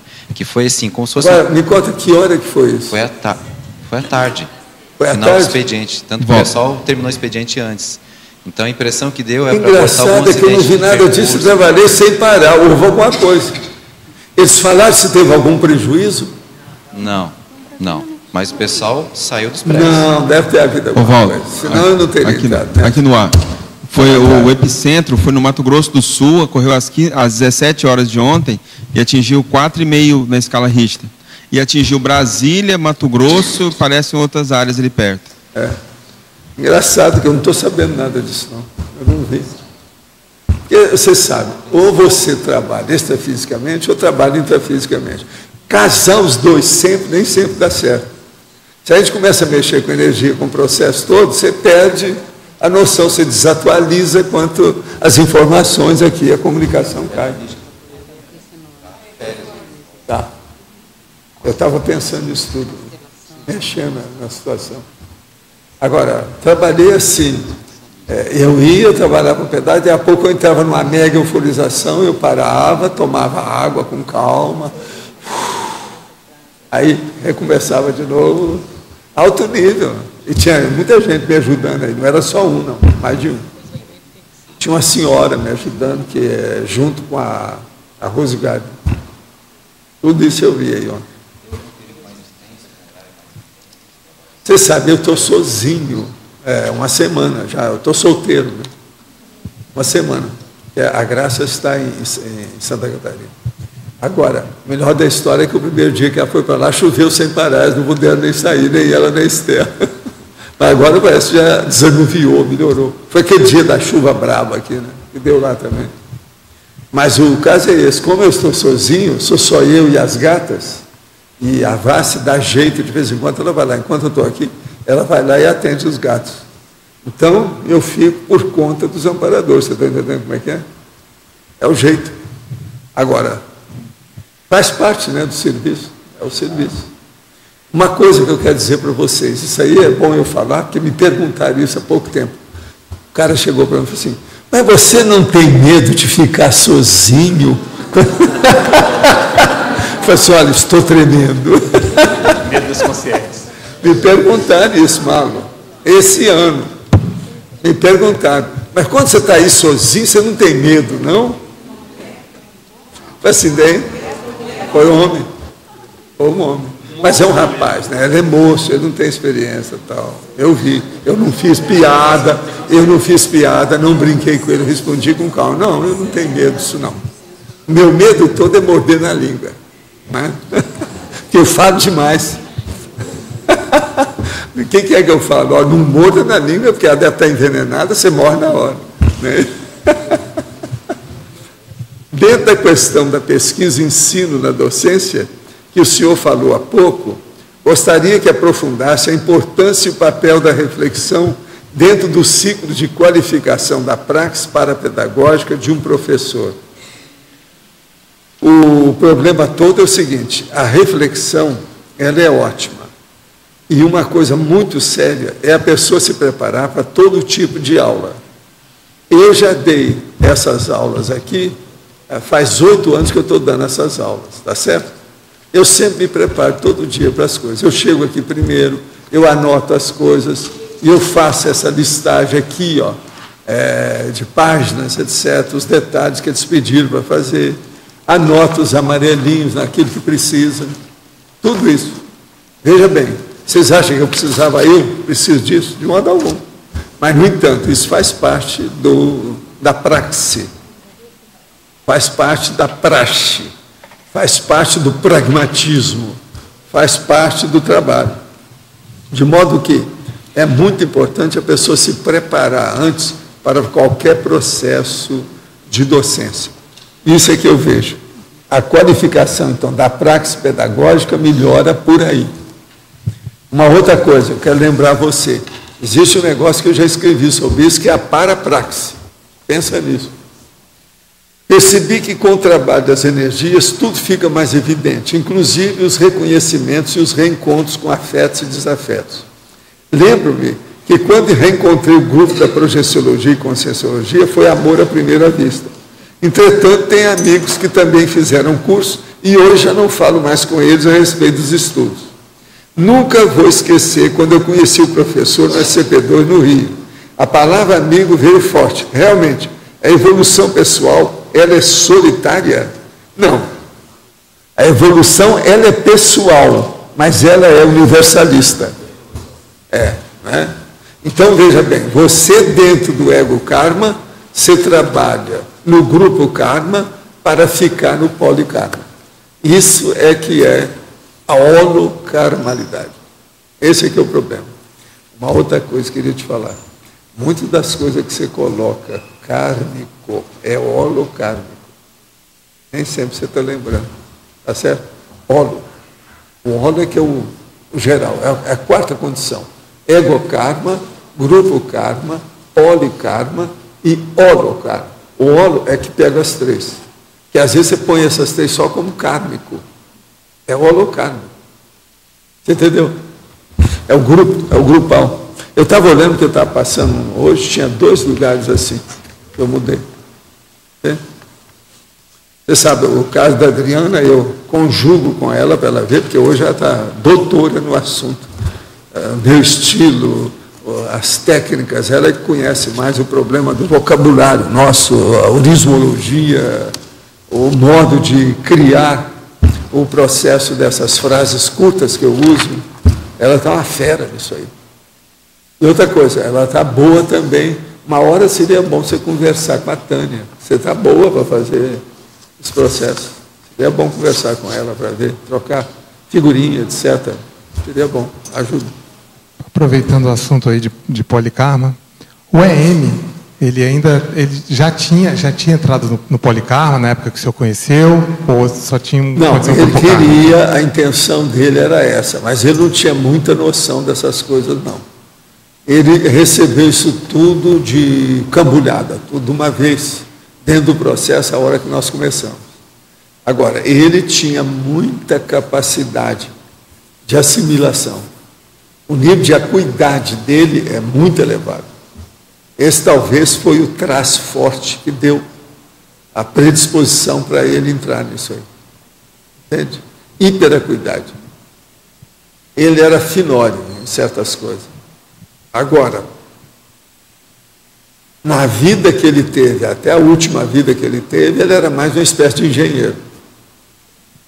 Mas essa vinda para cá, de alguma forma, dinamizou a evolução dele? É lógico, né? E o trabalho todo dele já foi tudo feito de caso pensado. Isso não foi jogado fora. Vamos ver o que ele vai fazer agora e o que é que deram para ele. O que é que os serenões, o evoluciólogo, né, andaram falando para ele. Né? Ele conhece bem o meu povo todo. Conheceu bem quem é o transmentor, tudo.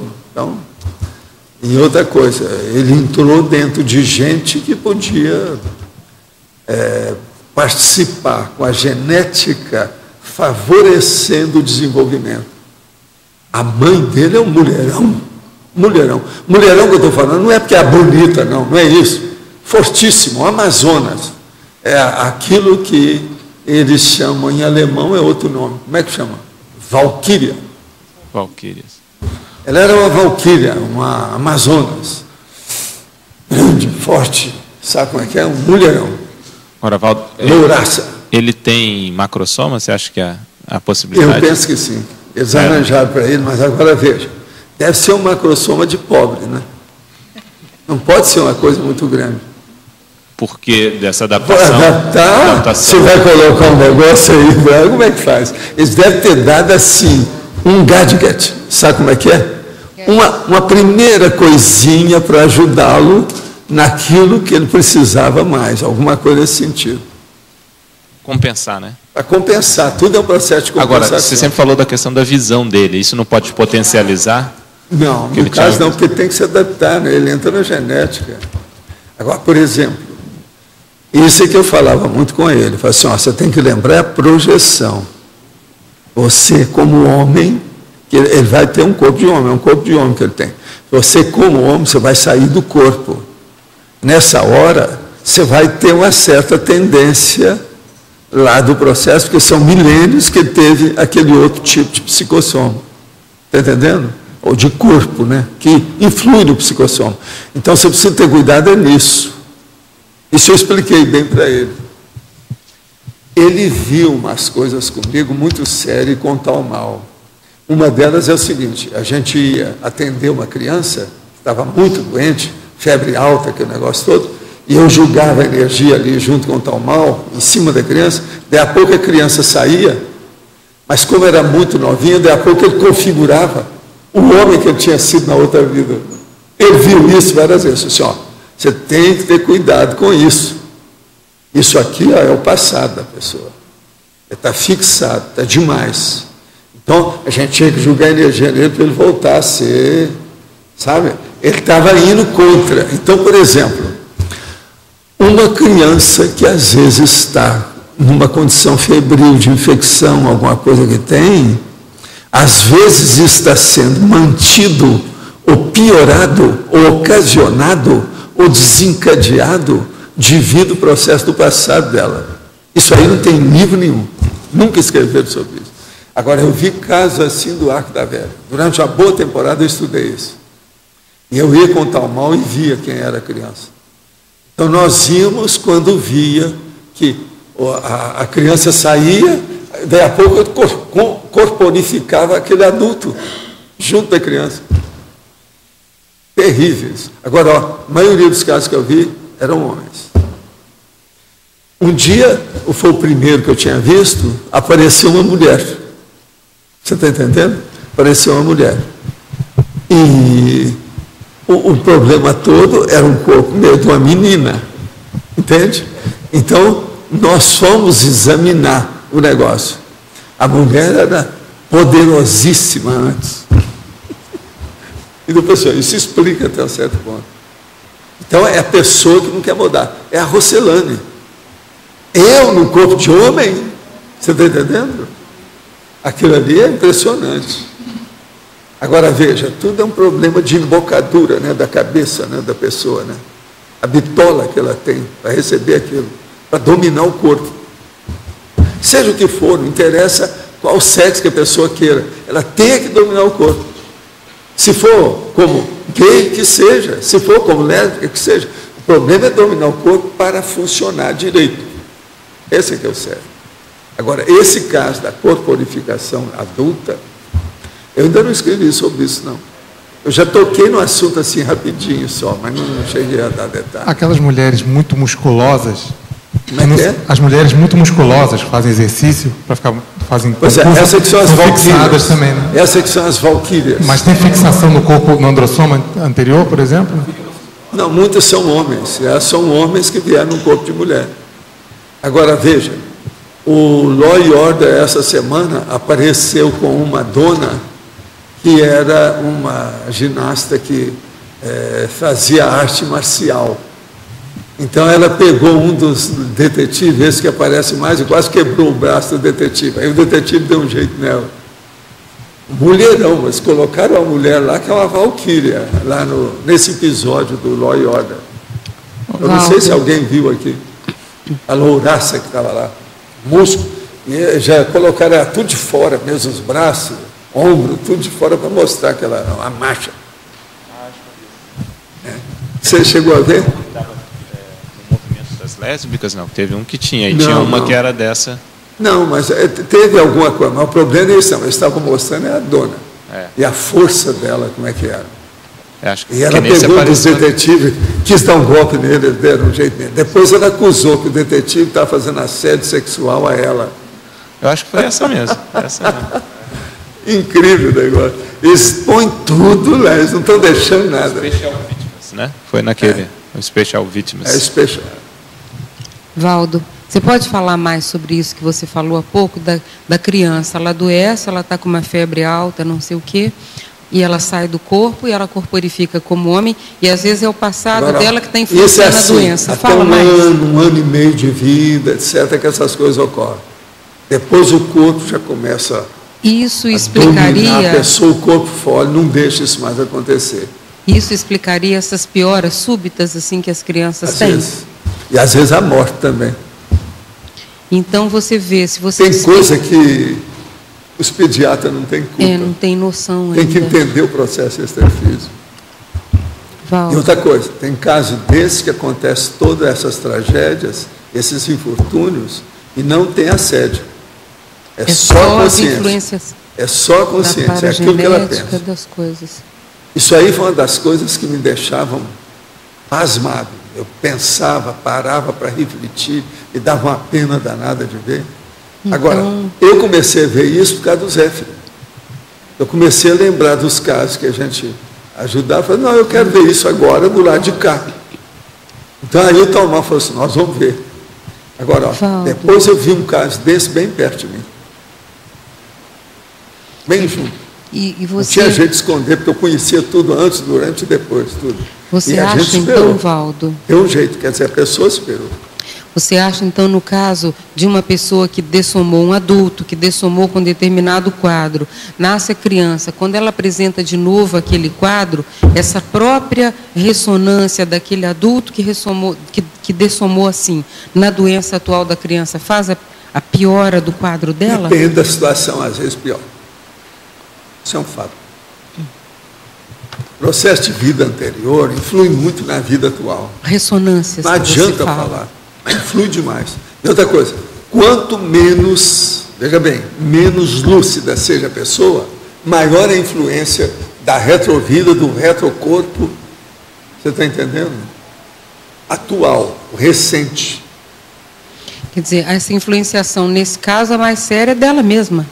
Não tem assédio, que nada que envolva. Mas agora, o que é impressionante é a gente ver a recorporificação. O cara sai, agora, você veja, porque ali o psicossoma ainda está mole. A plasticidade dele claro, maior, ele não tem uma forma fixa. Ele ainda não está bem fixado. Definida. Porque, por isso que desde a antiguidade eles falavam que o corpo humano só se fixa aos 7 anos. Em parte eles têm razão. Lógica. Mas é que com o passar do tempo eu acho que esse período é menor do que isso. Por isso que eu falo, que tem que começar com as crianças e começar a trabalhar mais cedo, entre os 2 e os 3 anos. Entende? Foi o que nós fizemos com o Arthur.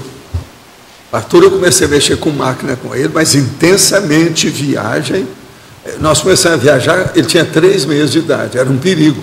Eu tinha que olhar, às vezes a gente tinha que ir em avião só de primeira classe, porque tinha menos gente para não pegar resfriado dos outros. Porque o menino muito pequeno não é bom andar de avião, voar. Mas nós começamos devido às minhas viagens, eu não queria parar, a gente começou com 3 meses de idade. Agora, aos 2 anos, Eu já mexia com tudo quanto era maquininha, milhões de coisas, tudo que havia. Isso aí ajudou muito a ele, para superar as coisas dele. Mas ajudou por causa da forma dele pegar objetos físicos, de ter uma e fazer aquilo que ele gosta, criar um ambiente adequado, sem trauma. Entende?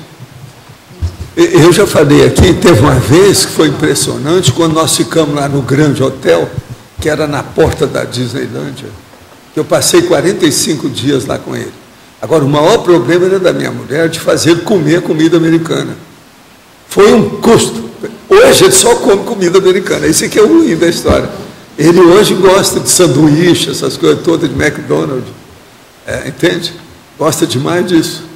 Processo de pizza também, mas o problema todo é esse. Agora, foi um custo para ele se adaptar, porque era pequeno demais. Viajar com gente recém-nascida é uma das catástrofes da mãe. É uma das coisas mais bravas que tem. O ideal é o seguinte: se você vai dar à luz num lugar que você não precisa viajar tão cedo. Ficar lá naquele lugar é o melhor para você criar filho. Estou dando a dica como é que é, porque eu sei como é que foi.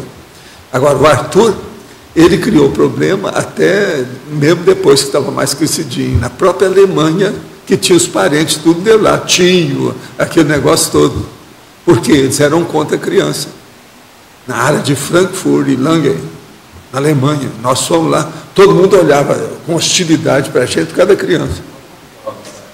Eles estavam tudo contra a criança, até hoje não está, né? Está nascendo menos gente, aquele negócio, por causa da guerra. Por causa da guerra? E outra coisa, a minha mulher esteve em campo de concentração, prisioneira. Conseguiu escapar. Veja bem, o povo conta. Aí ela olhava aquilo e falava assim: o que eu faço com isso? Assim, melhor coisa, você não nasceu aqui, você não vai nascer aqui mais, foi a última vida. Que o negócio não era fácil. Você há de ver a hostilidade do povo com a criança. Agora, a minha mulher falava alemão na frente deles, tudo igual. Eu falei: não, é alemão, o menino é alemão também, qual o problema? Mas o negócio não era fácil. Eu via aquilo e julgava a energia do povo e encapsulava o Arthur. Aí ele se esbaldava, andava daqui. E outra coisa, às vezes nós estávamos sempre numa estação, porque na Alemanha tem muita estação de trem, né? Que negócio todo com todo mundo, tipo central, aquele troço. E ele gostava demais daquilo, de ver o trem, ver as coisas, o que se passava. E aquele monte de gente, todo mundo olhando. Hostilidade não é fácil.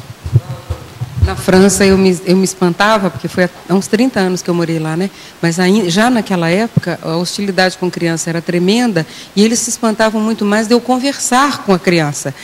Deveria ser uma coisa assim. Conversar de homem para como homem. você conversa de adulto com a criança? Para adulto, eles não admitem. Não, eu conversava e respondia todas as perguntas. Eles falavam assim: por que você responde a todas as perguntas dela? Eu falava: porque ela está perguntando e tudo que pergunta tem uma resposta. Agora veja, eles isso ficavam tudo espantados. É uma eu conversar, população de gerontes, é muita gente uma de coisa idade. Muito estranha. Na ocasião era muita gente de idade e gente da Segunda Guerra.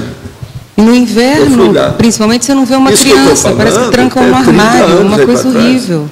Você não vê criança com os pais assim, andando nos lugares, quando está é tudo controlado. Eu e a minha mulher, nós estávamos lá para ver parente.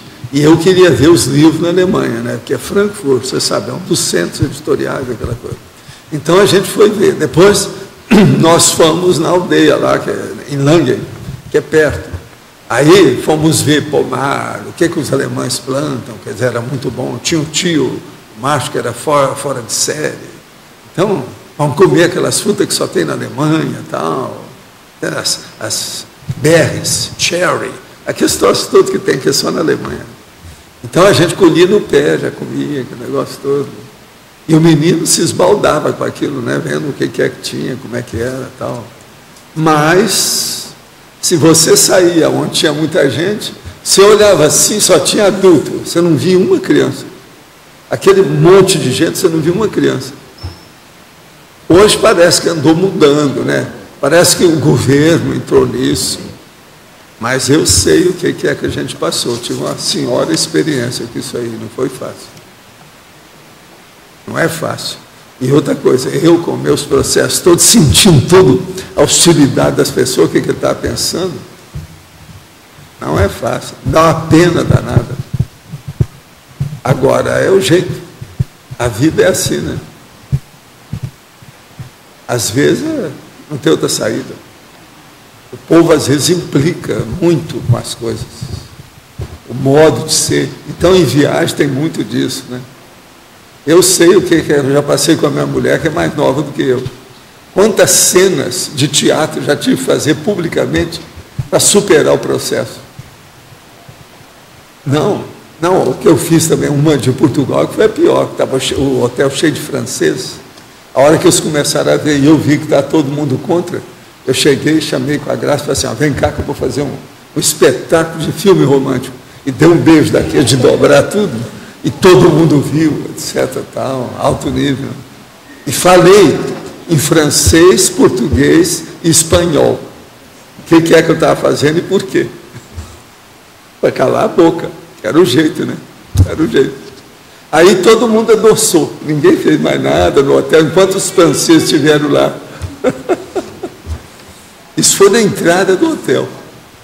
A entrada do hotel. Agora, isso aconteceu nos Estados Unidos, em New York.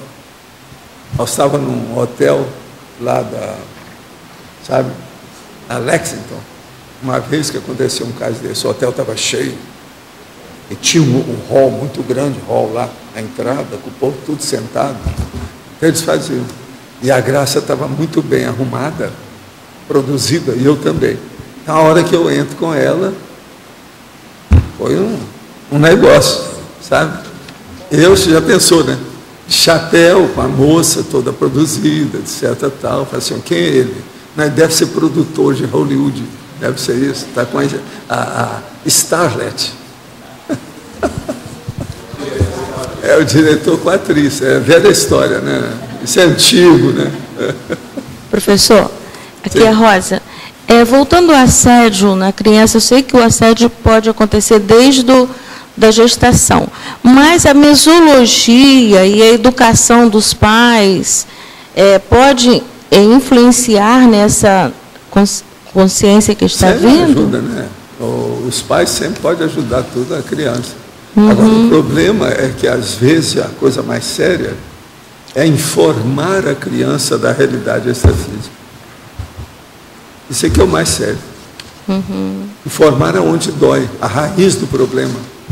Mesmo às vezes, ela... a raiz é com a pessoa, ela mesma, é a criança. Mesmo a criança com 2 anos, ela pode se informar de uma realidade extrafísica, se ela estiver sendo... Com 7 anos, ela já pode dominar tudo, energia e tudo isso. Com 2 anos. Agora, dependendo desses casos que são patológicos, você começa na hora que começou, não interessa a idade. Se o processo é patológico, tudo que você pode fazer para ajudar, vale a pena. No caso, eu tive uma experiência de uma amiga, não era paciente, mas uma criança de 2 anos que ela não conseguia dormir na cama dela, que ela via todos os dias muitos bichos, assim, bichinhos, tipo lagartas.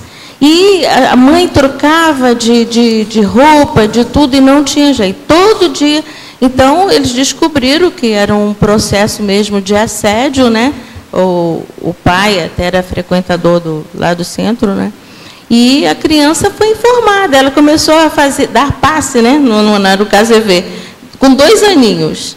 E aí ela começou a dar o autopasse, né? E foi afastando esse... Pois é, isso tudo pode acontecer. Agora, tem que ensinar para a criança a hora que começa a dar alteração. Não interessa a idade. Mas tem que fazer com que ela entenda aquilo. E outra coisa, não fazer nenhuma, vamos dizer, superapreciação da personalidade da criança. Não deve transformá-la em superstar, ou um processo de superdotada, ou precocidade, ou um prodígio. Isso é que não deve. Tem que abrir o olho. Agir com naturalidade, porque para a criança... Agir com naturalidade, não... que essas coisas são mais ou menos assim, expor aquilo com calma, isso ajuda. Ela não faz muita diferença. O adulto é que diferencia, né? A criança ela já começa a agir com naturalidade. Né? Agora, a criança, a gente tem que ser sincero, falar a verdade para ela. E prometeu, tem que cumprir, senão dá tudo para trás. Senão ela perde confiança em você. Você não vai ter mais nenhum contato correto com ela. Eu já vi muito pai e muita mãe que perderam. Os meninos não têm a confiança. Porque não cumpriram aquilo que falavam, quiseram tapear. Então, o ideal é falar a verdade. Falar a verdade dentro daquele nível que a criança consegue entender sem criar qualquer crise interna, íntima. Eu tive um caso de um paciente, tinha mais ou menos 7, 8 anos, que a mãe me levou e dizia que a mãe não estava entendendo, achando que era loucura dele, que ele tinha um amigo invisível. Isso acontece muito normal na infância, né? Invisível é muito comum. Outra coisa, tem mania disso por aí, né? Uns passam por outro, tem mania. Mas esse caso era comprovado. Ele entrava e via que só tinha a cadeira dele. E ele falava assim, eu posso colocar uma cadeira para o meu amigo? Aí eu agia com naturalidade. Pode sim, pode colocar. Agora, isso tudo é fantasia da criança. Mas eu não entendia muito desse processo. O problema extrafísico, quando tem a coisa extrafísica, é diferente desse negócio de amigo invisível. Se a pessoa é um assediador, se a consciência que aparece para a criança é um assediador, ele tem medo, ele grita, aquilo é horrível. Se é um benfeitor, um anjo de guarda, é diferente. A pessoa logo começa a descrever aquilo, a criança já quer fazer o desenho, é diferente, há uma interação, ele vê como é que é. E outra coisa, não aparece como criança, não. Não, né? Aparece, às vezes, quase sempre um anjo, uma mulher muito bonita, uma coisa qualquer, uma mãe. Então, aí é diferente.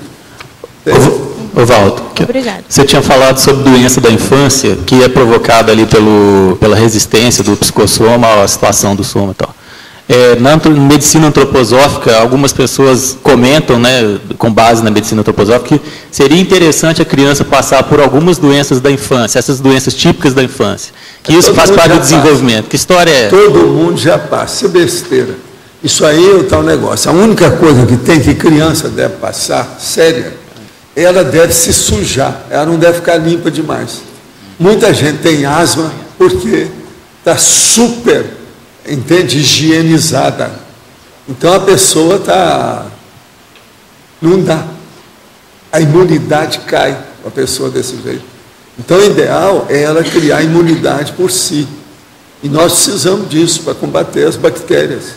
Olha só esse negócio dessa superbactéria, como esse negócio é sério. Então, esse problema de sujeira é um fato. Menino tem que brincar na terra. Faz parte do serviço. Tá, mas agora, tem alguma coisa de... essa terra, né? O problema é escolher a terra. Claro. Mas esse eu, por exemplo, quando era pequeno, eu caí numa fossa. Sério? O negócio estava muito mole lá em cima, e eu fui correr, a hora que eu corri, o negócio afundou. Quando eu vi, eu estava no meio. Do número 2. Foi um custo para tomar banho depois. Mas veja, eu sou um cara super imunizado. Eu já era rapazinho nessa ocasião.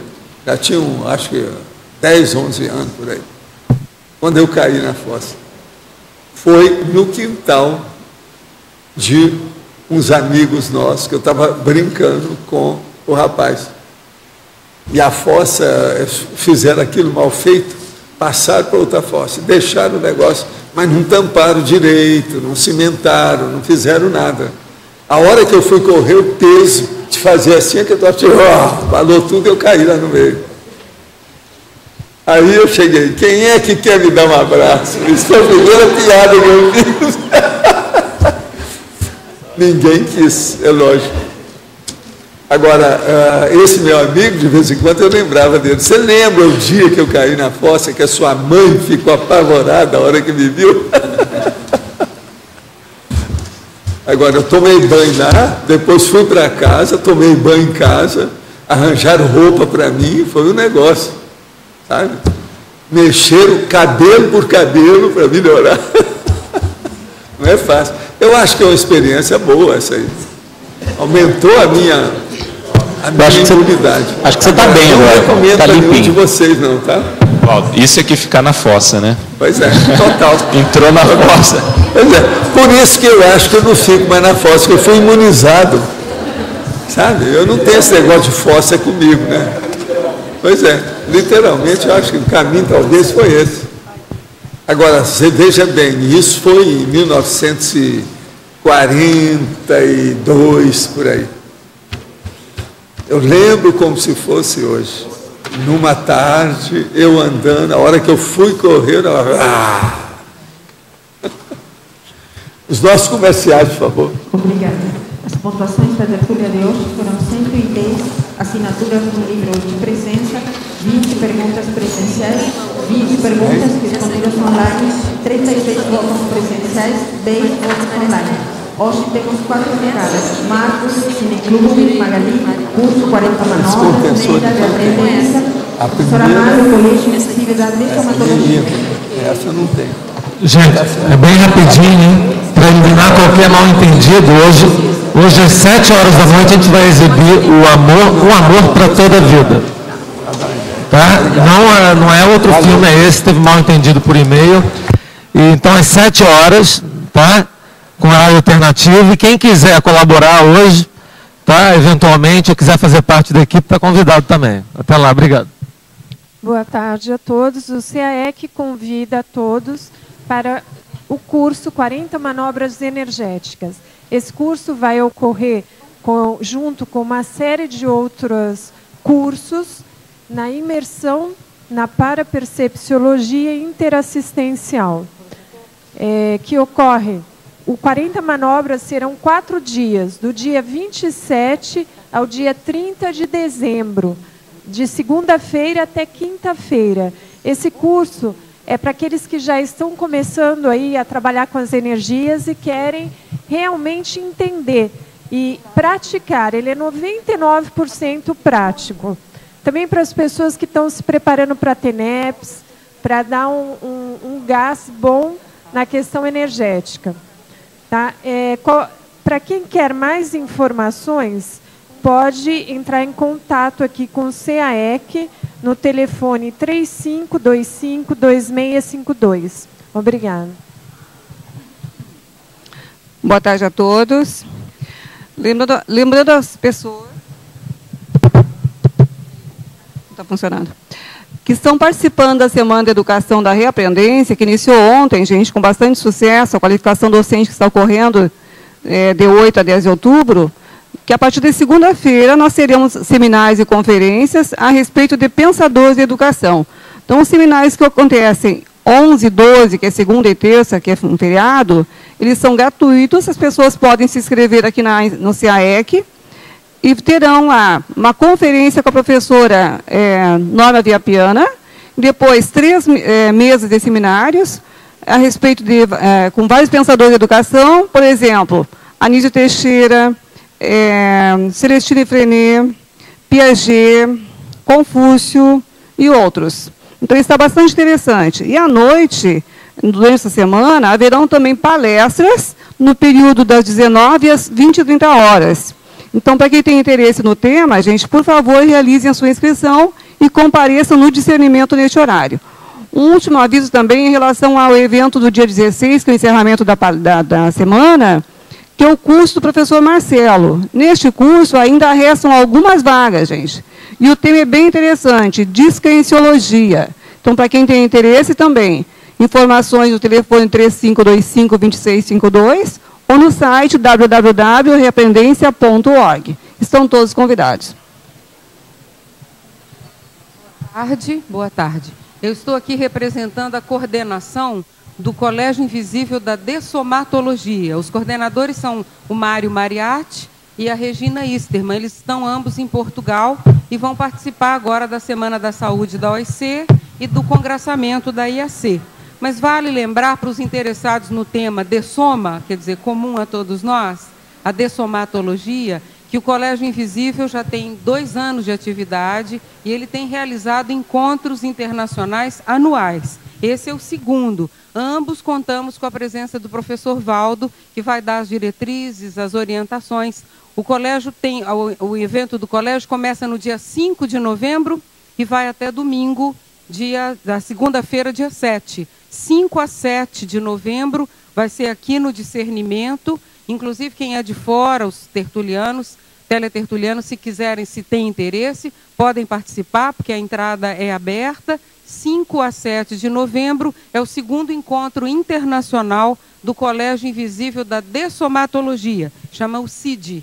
E se vocês tiverem interesse, é só participar e nós vamos estar passando para vocês nos próximos dias as conferências, as apresentações de cada dia, caso você tenha mais interesse por uma programação ou outra. Estão todos convidados. Obrigada. O verbete eleito para amanhã é recurso evitável, especialidade ressexologia. Obrigada e boa tarde a todos.